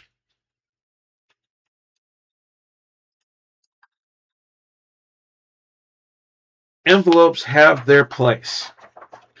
At every step of the way, the envelope has its place, whether it's a brand new envelope waiting for a client to come in, whether it's an envelope that's containing a drop-off, is sitting in a box in the back room that's specifically for drop-offs, and if you don't have one of those, get one. Or whether it's completed. We have a completed return. Well, there's different stages of completed returns. First and foremost, double check. We have a box in the back room. You get a box in the back room for double checking, and ours is divided into two spots because during the advance section time of the year, we want to double check the advances as fast as possible. Get them out the door as soon as we can. Excuse me, I need to get a drink here. All right, thank you. So we make sure that we divided the ones that are getting an advance as opposed from the ones that are doing e-file only or just getting an RT. It's not as timely for them because, like we said, when we do the advance, heck, they can have an answer for them, up to 24 hours. Sometimes they have an answer within an hour. There's been a few times the clients had an answer before they even left. If the double check was happening right away, because I had a second preparer there. She was ready to handle it. Shannon was there. Linda was there to do my double check real quick. They double checked it. We transmitted it. So have a box in the back for things that need to be double checked. And again, subdivide the box up. My strong recommendation between returns with advances and returns that don't have advances. After it's been transmitted, then your return envelope should go into a new place because the person who transmitted has it in their hot little hand. They signed that they transmitted it. It should go into another place that's specifically for returns waiting for acknowledgments. After we get get it back that it was been acknowledged or not acknowledged, checked if it's been approved, it goes off into waiting for funding. Our office now, we've kind of eliminated this one because a lot of people have the check thing isn't as big. We used to have a file cabinet, a 2-drawer file cabinet that was full of people waiting to come pick up a check. That would be waiting for funding, or a box waiting for funding. Now, after it's been acknowledged, regardless from that point on, it's in the file cabinet. Whether we're never going to touch it again because they're fine with getting a PDF, so they're not getting a paper copy, and it's a direct deposit. Or even if it's waiting on checks, where's the envelope at? It's in the file cabinet. All right. So never at one time should any envelope just be off on its own if it's not being worked with. It should always be with some other envelopes. Let's say to keep it company. Again, I've already talked about this. If there's a discount, let's write down what the discount was. If received a payment, what type of payment was it? How much did you collect? When? Who collected it? Who verified that that's what happened? All right, we're not quite done with some of these things, but little change of pace here. We kind of break it up a little bit. We want to have an inviting atmosphere in our offices. An inviting atmosphere includes having a clean lobby and interest. That's everybody's responsibility. If you see a mess, please clean it up. It's not just one person's responsibility. Oh, Matt will get that. Shane will get that. Shannon will get that. You see a mess, take care of it. You know. Granted, I realize that sometimes it's not appropriate to grab the vacuum cleaner. That's not what I'm talking about. But if you see a pop can just sitting out there and nobody's name, it belongs to nobody because those people left. Or, there's paper on the floor. Pick it up. Keep it neat. Acknowledge the customers when they walk in. Even if everybody's busy with the client, I prefer in our office, and we're pretty good at this, that everybody says as somebody walks in the door, "Welcome to Liberty." At worst, we'll be with you in a minute. At best, we'll get up, we meet them at the door, or as they are walking into the door. Get up there, start talking to them if you can, if you're available. I mean, if you're busy with a client, I understand that. But always acknowledge somebody as they walk in the door. Hey, we'll be with you as soon as you possibly can. Just give me a minute or two, and try and get to them within 5 minutes, even if you have to excuse yourself from your client.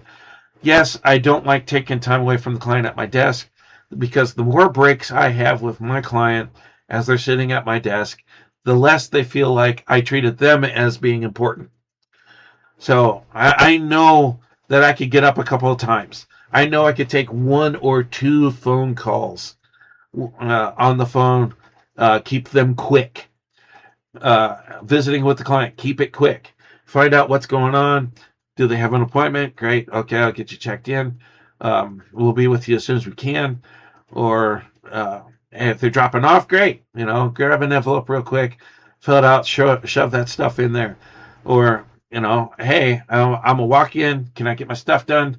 Yeah, sure. It'll be 10 minutes, 20 minutes. I'm sorry, it's going to be an hour. How about you drop your stuff off? We'll give you a call later. That's fine. Just acknowledge them. Try and make them feel welcome. Don't let them walk in without being acknowledged, at least, in the very minimum.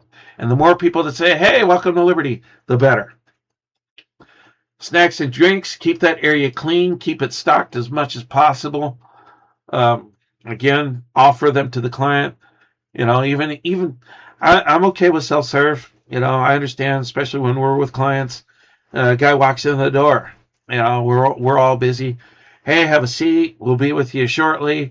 If you'd like, come over here, grab a pop, grab a bottle of water, get a bag of popcorn, or whatever we're offering as our snack for the day, and make yourself comfortable. We'll be with you as soon as possible. The kids area, I don't know about the other offices, whether or not they actually have a designated kids area. We do. Just keep it neat and organized. If you don't have one, I recommend that you kind of set it up, because it does help, and it doesn't have to be the greatest toys. Heck, For the longest time, a lot of our toys were just stuff that we got from a Happy Meal or a kids meal. I didn't need it.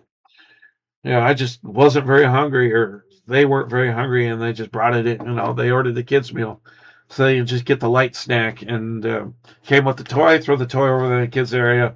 If it goes for a hike, and never see it again, well, no loss. I didn't spend anything on it. But you go through your own kids area. Hey, they don't play with this stuff. Take it in, throw it in the box. You know, so I do recommend having a kids area. Keeps them busy. If you can, even if you just get it for get your client's attention for 5 minutes. That's really helpful. Keep your desk area neat and organized. Don't clutter it up with stacks of paper everywhere. I don't mind having some personal touches on the desk. Liberty actually had encouraged it, but they had kept it within reason. Don't mind putting the family picture up there. Don't put the family picture up there of your family standing in front of the Eiffel Tower. You know, just keep it. You don't want to rub people's nose. I can afford to go to the Eiffel Tower. Don't do that. But there's nothing wrong with having a few personal touches sitting around. In fact, it's encouraged because it helps make the client feel a little bit more at home. I'm not so much in an office. Yes, I realize I'm in an office, but it has some of those home touches. You're an actual person. It helps.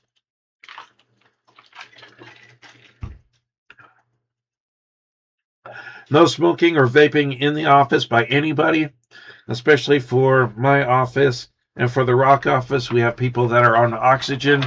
Just no. And if you need to smoke, please try not to go in front of the door. Step around the corner. I kind of like the Minnesota law that smokers are required by law to give a front office of a building a 200-foot buffer between the opening and the smoker. I don't know what the law is in Arkansas. Kansas has no such law. But as an employee, I don't mind you needing to smoke. Sometimes I wish I needed to smoke just to go outside and take a quick pause. But, if you need to smoke, you can go out and take a couple of puffs. Just don't do it in front of the door. Take the phone with you, because nobody cares if you're outside talking on the phone. If you answer the phone, talk to the client, puffing on a ciggy, that's a great time for you to pick up, answer the client question. So, if you're going to go out and smoke, grab the phone, take it with you. You're the designated phone answerer for the length of your smoke break. Keys to the communication. This is from Liberty.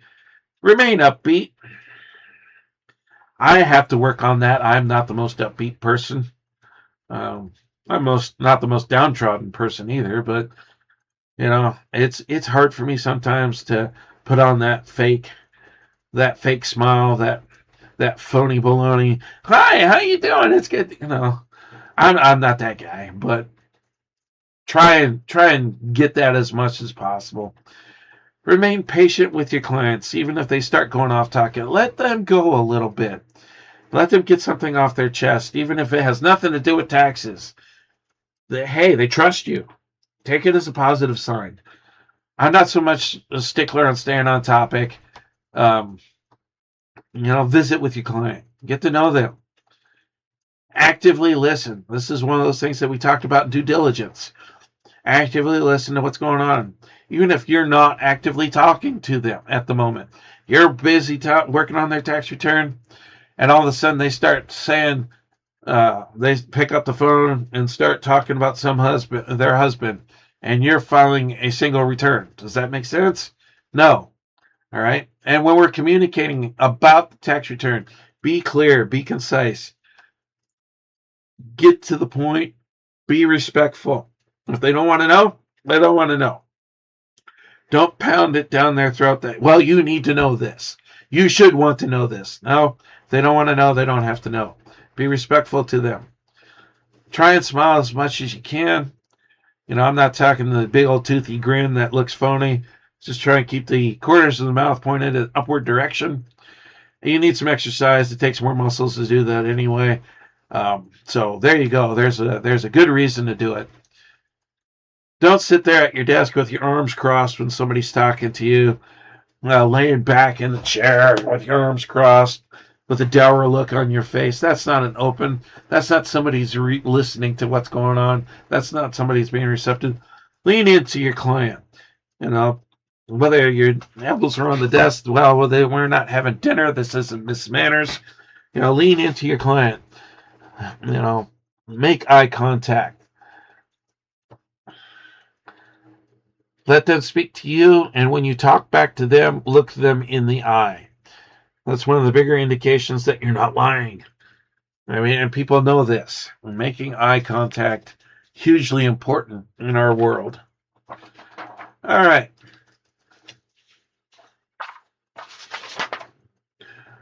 Some aspects. I'm not going to go into a lot of detail about Liberty Mobile or the client portal because it is available. The client portal is available on the computer, whether it's Windows, whether it's Mac. But we can talk about the Liberty Mobile in both of these in detail. Again, encourage your clients to download the Liberty Mobile app. It's a value add. Well, it's a value add because, again, client stickiness. You have it on your phone. It's a quick way to get to a PDF of your tax return. You use the Liberty Mobile app to do that. You can forward it on to anybody you need to, especially when it comes for FAFSA time in the bad time of August for us.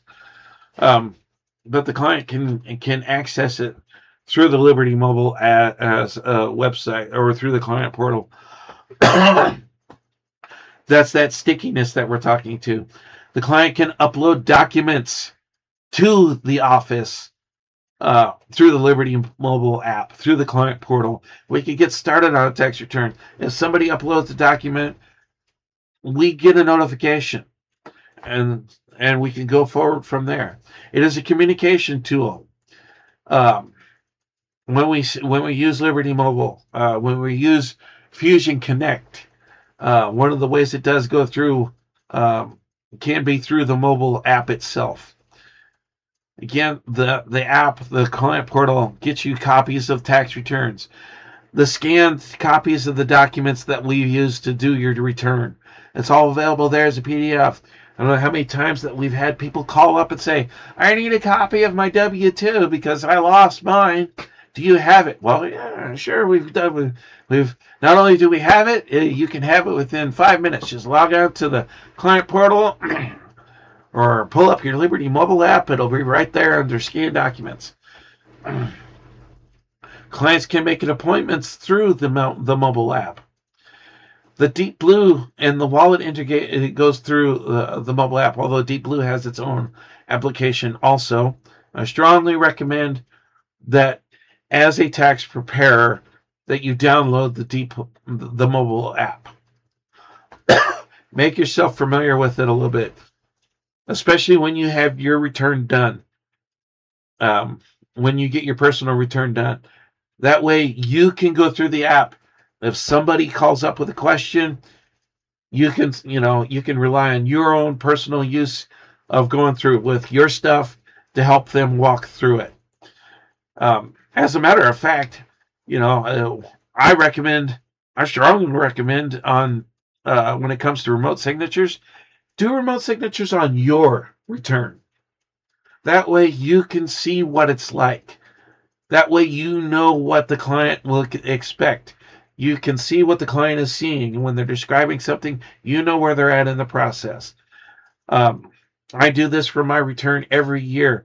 I'll sign mine in the office, and I'll send a remote to my wife because I know she's not going to touch it until she gets home. And by the time she gets home, I'm home, and we go through it together.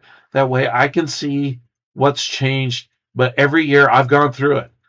We went through the process from start to finish with her because it would be the same for me.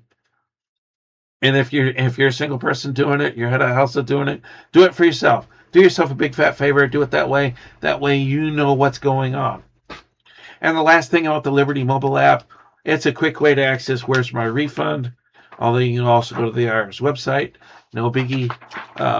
But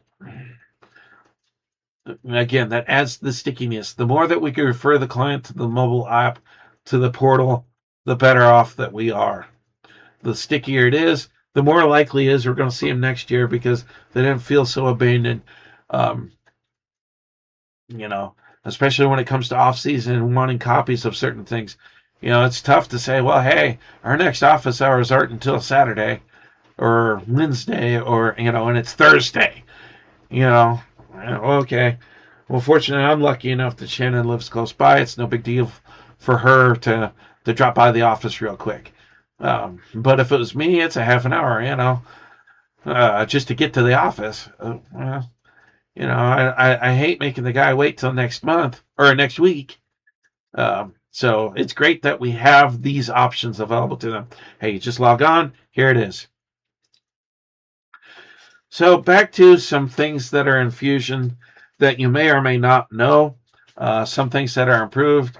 Again, there's a couple of things that I really wish I could show, but I don't really feel comfortable in doing it because it does lead me to exposure to some potential sensitive information. So we'll cover this as much as we possibly can. So again, we're talking about client history.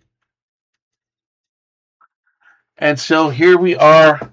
Oops. Back to this. Again, client history. We have some history over here. We have appointment history. We can see that I'm a doofus, likes to make a lot of appointments and not show up. All right.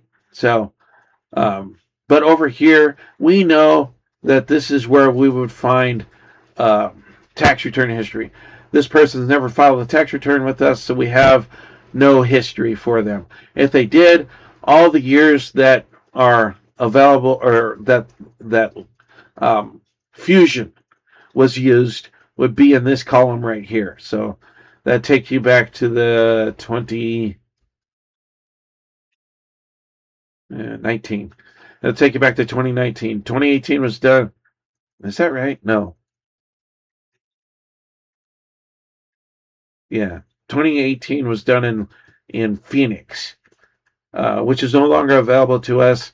Anything before 2018, and I might be off on my year, but if client needs a copy of a tax return done before 2018 or before, they actually have to contact corporate. We, at the office level, have no access to it. Unfortunately, we can't help them out. They have to contact corporate, and corporate will help them out and get a copy of that tax return. All right, so this could go back to 2019. That's how long Fusion's been in existence. So this would be the client history that we're talking about. Some other things that that might be handy. Documents. If they uploaded documents, it would be in this section. If we uploaded documents, it would also be in this section. If we've sent a return, if we've transmitted a return, if we've transmitted an extension, if we transmitted a 1040X, all of that information would be in this area, a PDF copy of all of them. So this is a very useful place to be. We could see that from this screen right here, we can upload it individually if we had to. We've already scanned it in. We can now upload from our client right into this area. I know from experience that there's a way to do this also in a bulk fashion. That's what that cover sheet's for bulk uploading. Because unfortunately, like at my office, 4 desks, 2 scanners. Not everybody can scan. Some things just have to wait. So the things that need to be scanned, I do that first thing in the morning the next day. And that's the way that our office runs. Hopefully, yours can be a little bit faster on it. All right. So other information that's can be found in this area: status of the return. Some of these things are being improved. In here would be status of return. So the year, I've liked some things. They've improved it over here. So, for instance, if we had somebody that did a holiday loan, that would actually be showing up in this grid. right now that they apply for the holiday loan and were approved. That would be something that would be roughly in this area. Um, I've seen one where we've actually transmitted a return, and they applied for, and this is retroactive too, so this is where I saw some of it. They applied for the financial product. They were approved. I've seen that in here. I don't know if this is, like I said, this is kind of new. So I don't know if rejections are going to show up here. Um, it's. I will show you another way of finding them, but I hope. No, I can't do that. I will point to a place where you can find out about rejections if they don't show up in here. Let's see here. Status of return showing here. Products would be showing in this area. All right, and status, of course, if it's on hold, if it's waiting for acts, if it's a walkout, that information would also be in this area. Some other things that I want to come up. I'm going to come back to this area over here on the upper right. We have tasks. So first, we have our appointments. This is a default. Let's say like there's a task that's going on, you know, especially if it's a drop off or or if I'm waiting on something, or hey, just where am I at on the return? I've not used this before, but I might start looking into it a little bit more because tasks could be used in place of notes. And this goes back. I've made a note for this client. This client's kind of on the weird side, and I'm kind of letting everybody know that this is a pretty out there client. She likes to have a good time. She likes to have a little bit of fun. But also, we can put in this area here. Hey, the return's on hold. Well, why is it on hold? Write it on the back of the envelope.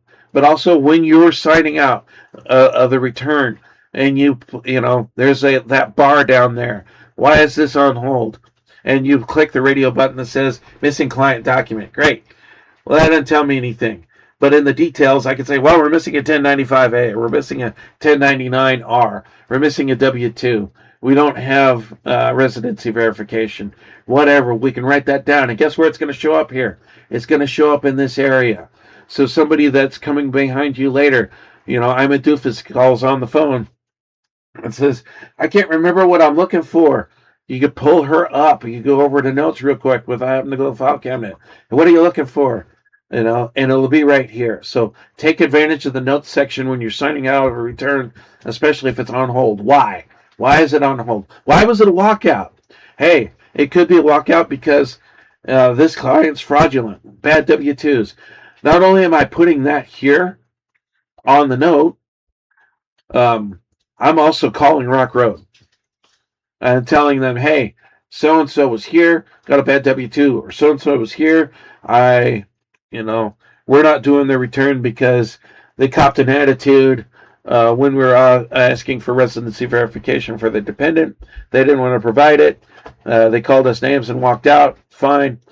Sometimes that's what you need. That's, 100% return rate is not being responsible as far as I'm concerned. But I want to make sure they don't go to my other liberty that I really care about at Rock Road and try and pull the same thing, because they're going to walk in, even if they fill out a new client data sheet, as soon as they put in that social security number, guess what's going to pop up? You started a return at another liberty, and they can go over to notes and find out what's going on. Oh, hey, yeah, you're that guy. Or, get out, well, I'm not necessarily going to run them out the door, but, immediately, but say, hey, I see that you started someplace else. You need a residency verification. Did you bring it with you? Be tactful. But you already know the situation by looking at notes. All right, let's see here.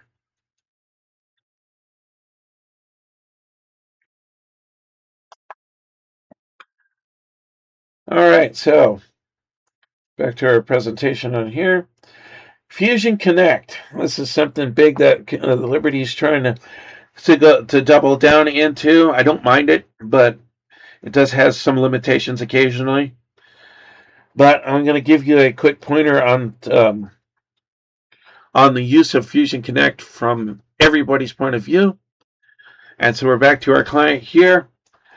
I'm a doofus, and this is part of Fusion Connect. Um, there's another way to get to it, but I'm just going to cover this one because everybody should have access to this part of it. So I want to send I'm a doofus a text so I could come over here to conversations.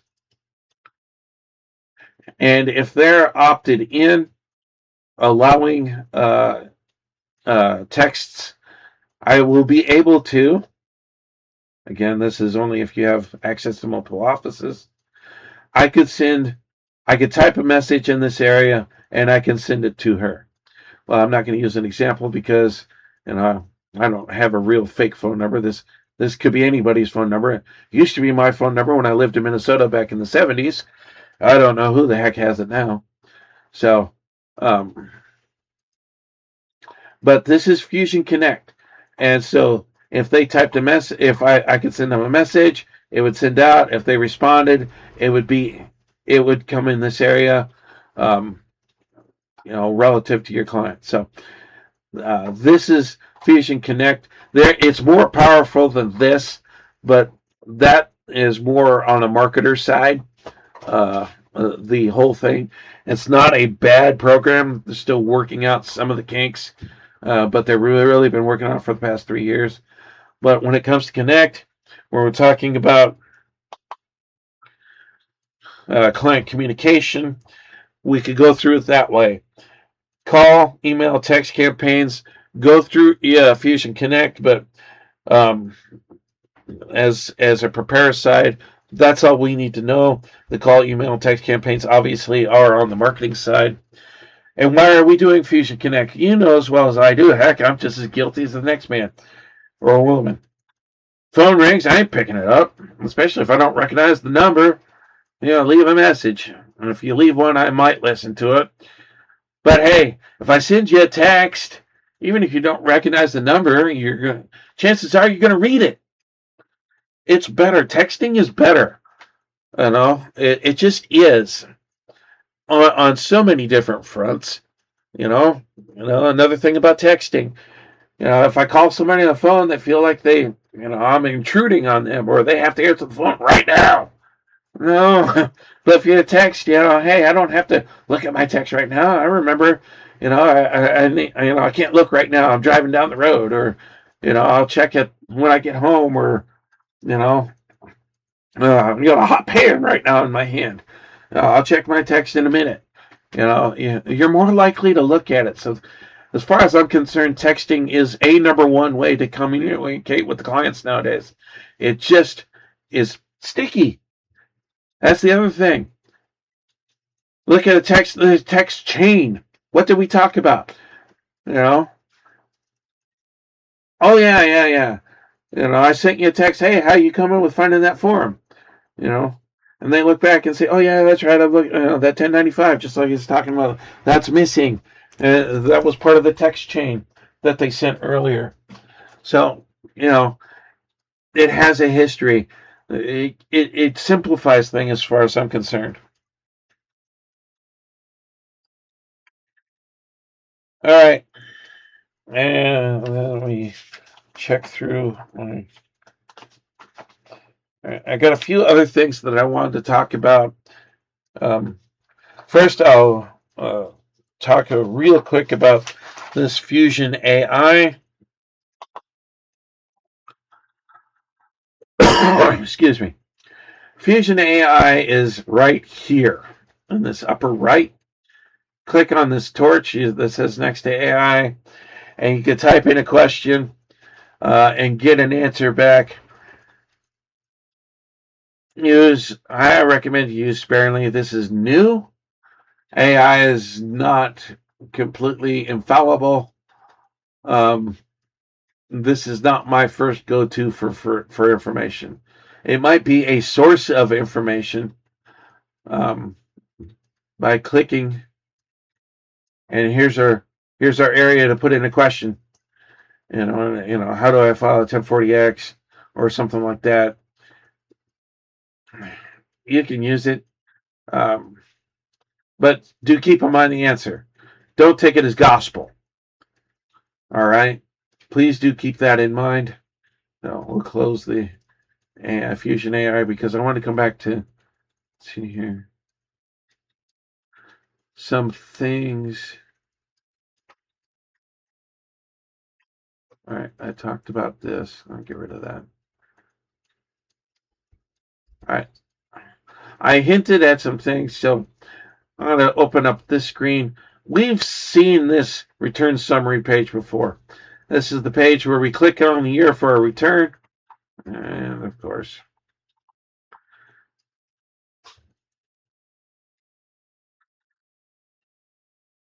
and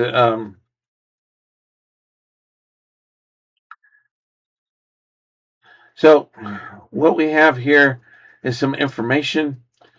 Um, Filings, for instance, up here. I'm not going to click it because it's going to expose way too much information. I'm not happy with what's being shown right now because on my other source it wasn't zoomed in so tight and it was blocked off. But on filings here, this is where you could go to check to see if it was rejected. But what I'm here for is we're here on the financial product tab. And what we're really here for is, we mentioned earlier, this journal entries. And I'm going to click this, and we're going to see that we have a holiday advance here. I like journal entries because it showed me exactly what happened when. So a $750 advance was issued, and it went immediately to a NetSpend account. If there were other steps along the way, they would show up in the journal entry here.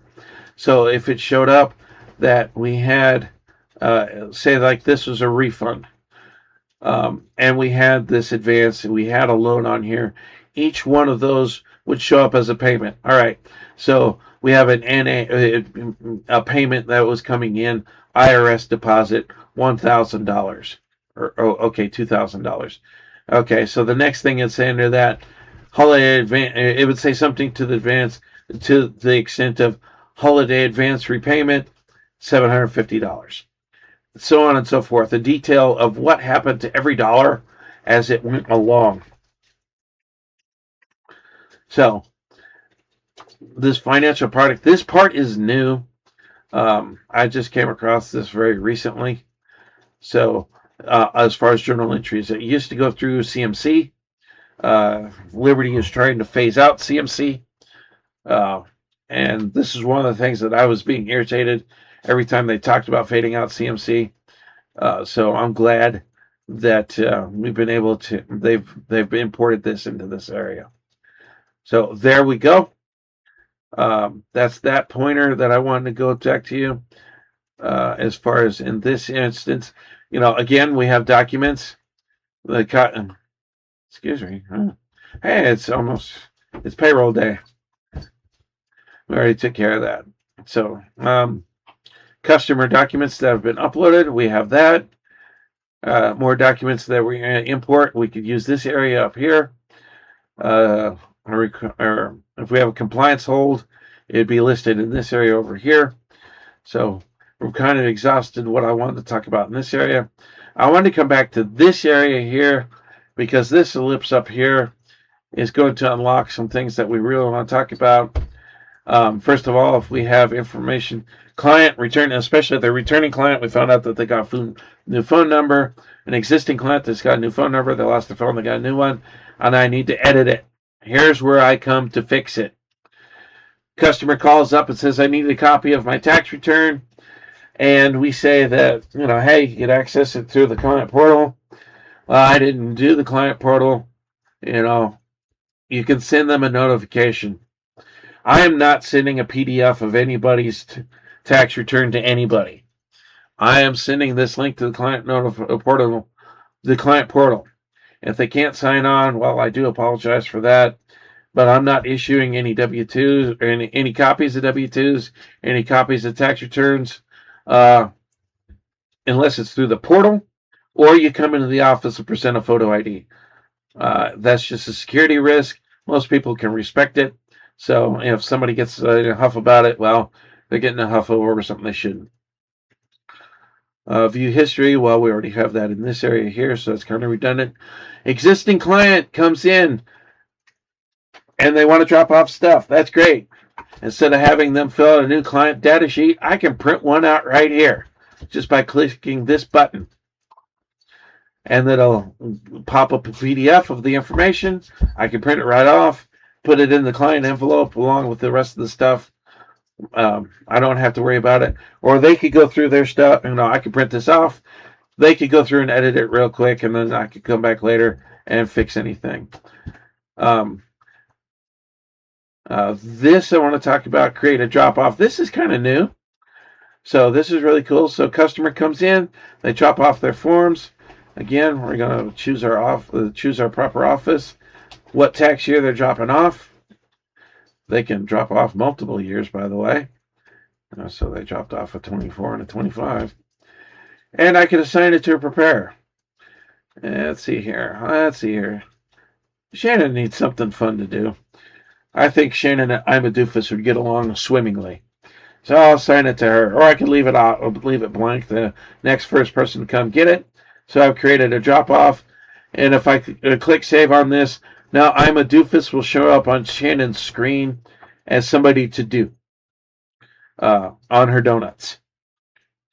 And so therefore, not only should I have told Shannon in person or by a text, one of two, that there's a drop-off for her.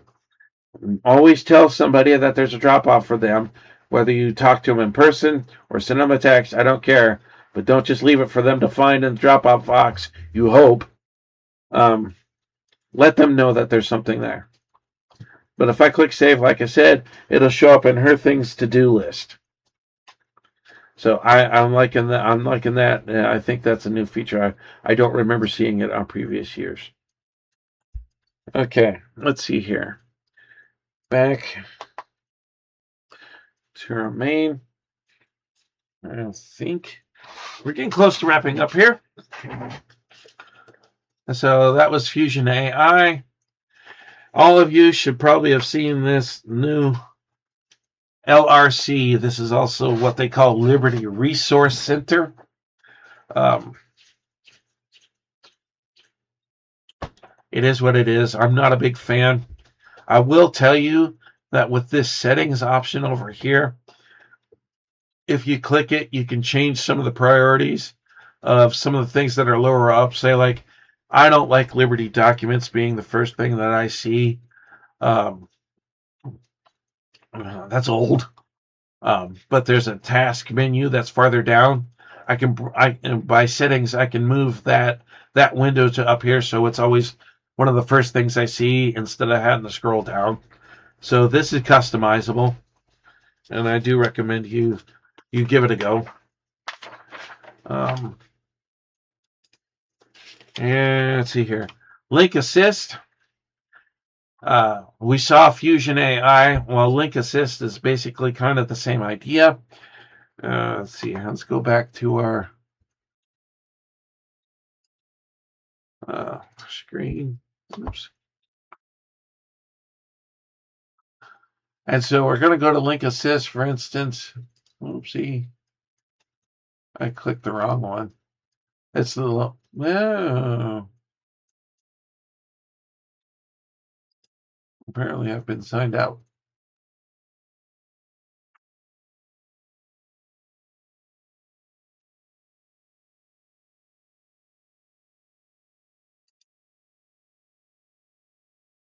All right, so if you click Link Assist, it comes up with this AI.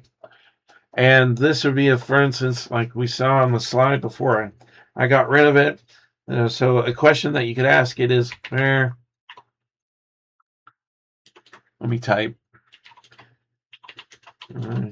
Find resources.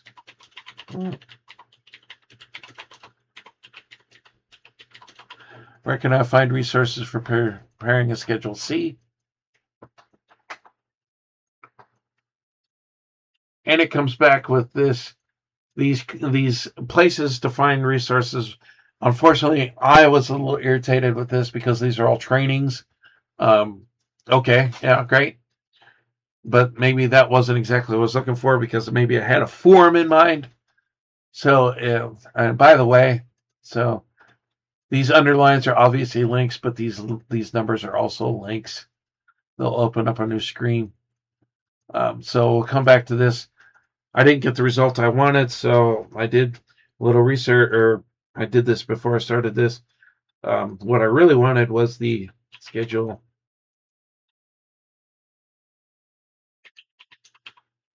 reconstruction form.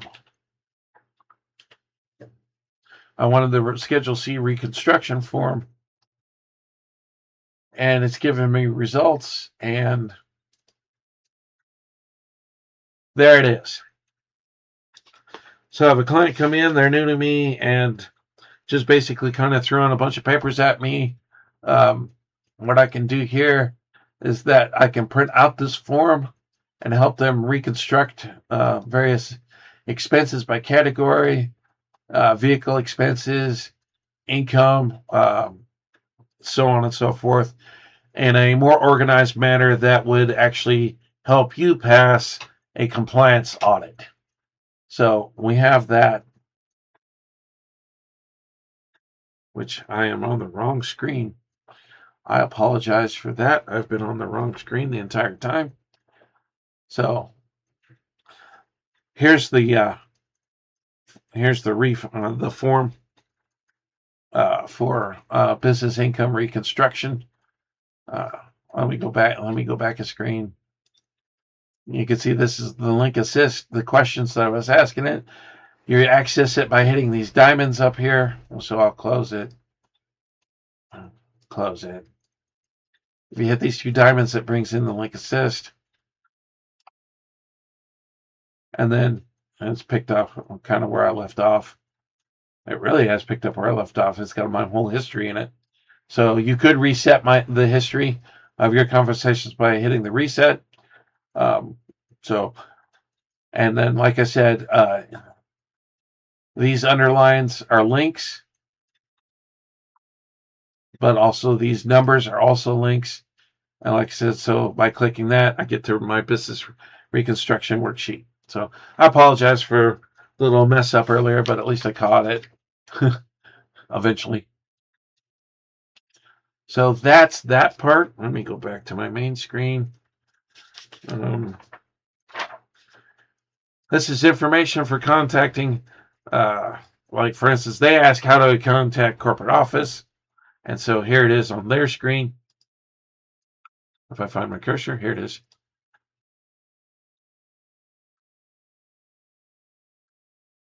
Being a fuss bucket.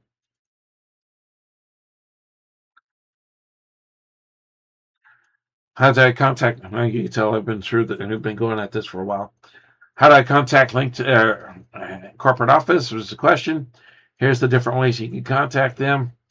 Here's a quick way to Liberty Support Central. I strongly recommend finding this because Liberty Support Central is a little bit hard to find. So by clicking this, we'll get you this. And I have actually bookmarked it into our office because all our Google Chrome sign into the same account. And so when I add a link to our bookmarks, it shows up on all our computers. And one of the things that I did add under the Liberty Resources folder is this link down here to Support Central. By going to that link, it'll get you this screen here where I can search for different things a little bit tighter. It'll give you back better search results if you're looking for something specific. But also, this is the link you need. This is a link to tax support if you have a question about taxes, whether it's on the federal side or whether it's on the state side. You can click this button and it'll eventually lead you to a place where you can submit a ticket. Financial product support, operation support, marketing support, tech support. If you can't find an answer for it, if I don't have an answer for it, and I tell you to submit a ticket, this is the screen you're going to start with. You can see up here, I could go into a little bit more detail by clicking on these links, or this link is still active up here. Submit a ticket, click it, just fill in the boxes with as much detail as you possibly can supply them. The more information you provide them in front, the faster you can get them to provide you an answer in the back. Support Central is really good. I do recommend them. And usually most of the year, they're pretty fast. During peak, they might take an hour or two to get back to you on tax support because they're servicing a lot of questions. But they will get to you either by sending an email in response or by calling the office and asking for you. So, or you can type in your own phone number and have them call your cell phone. So, I want to thank you for watching. Let's have a successful year. I wish us all the best of luck. I wish us all no problems. And like I said, if you have any problems, get a hold of me. Call Brett. He doesn't mind taking your answers. If something's going on, you might not be, he might not be the greatest answer for fusion questions. But trust me, he doesn't mind taking your call and talking with you. So we will catch you some other time. Good luck and good taxes.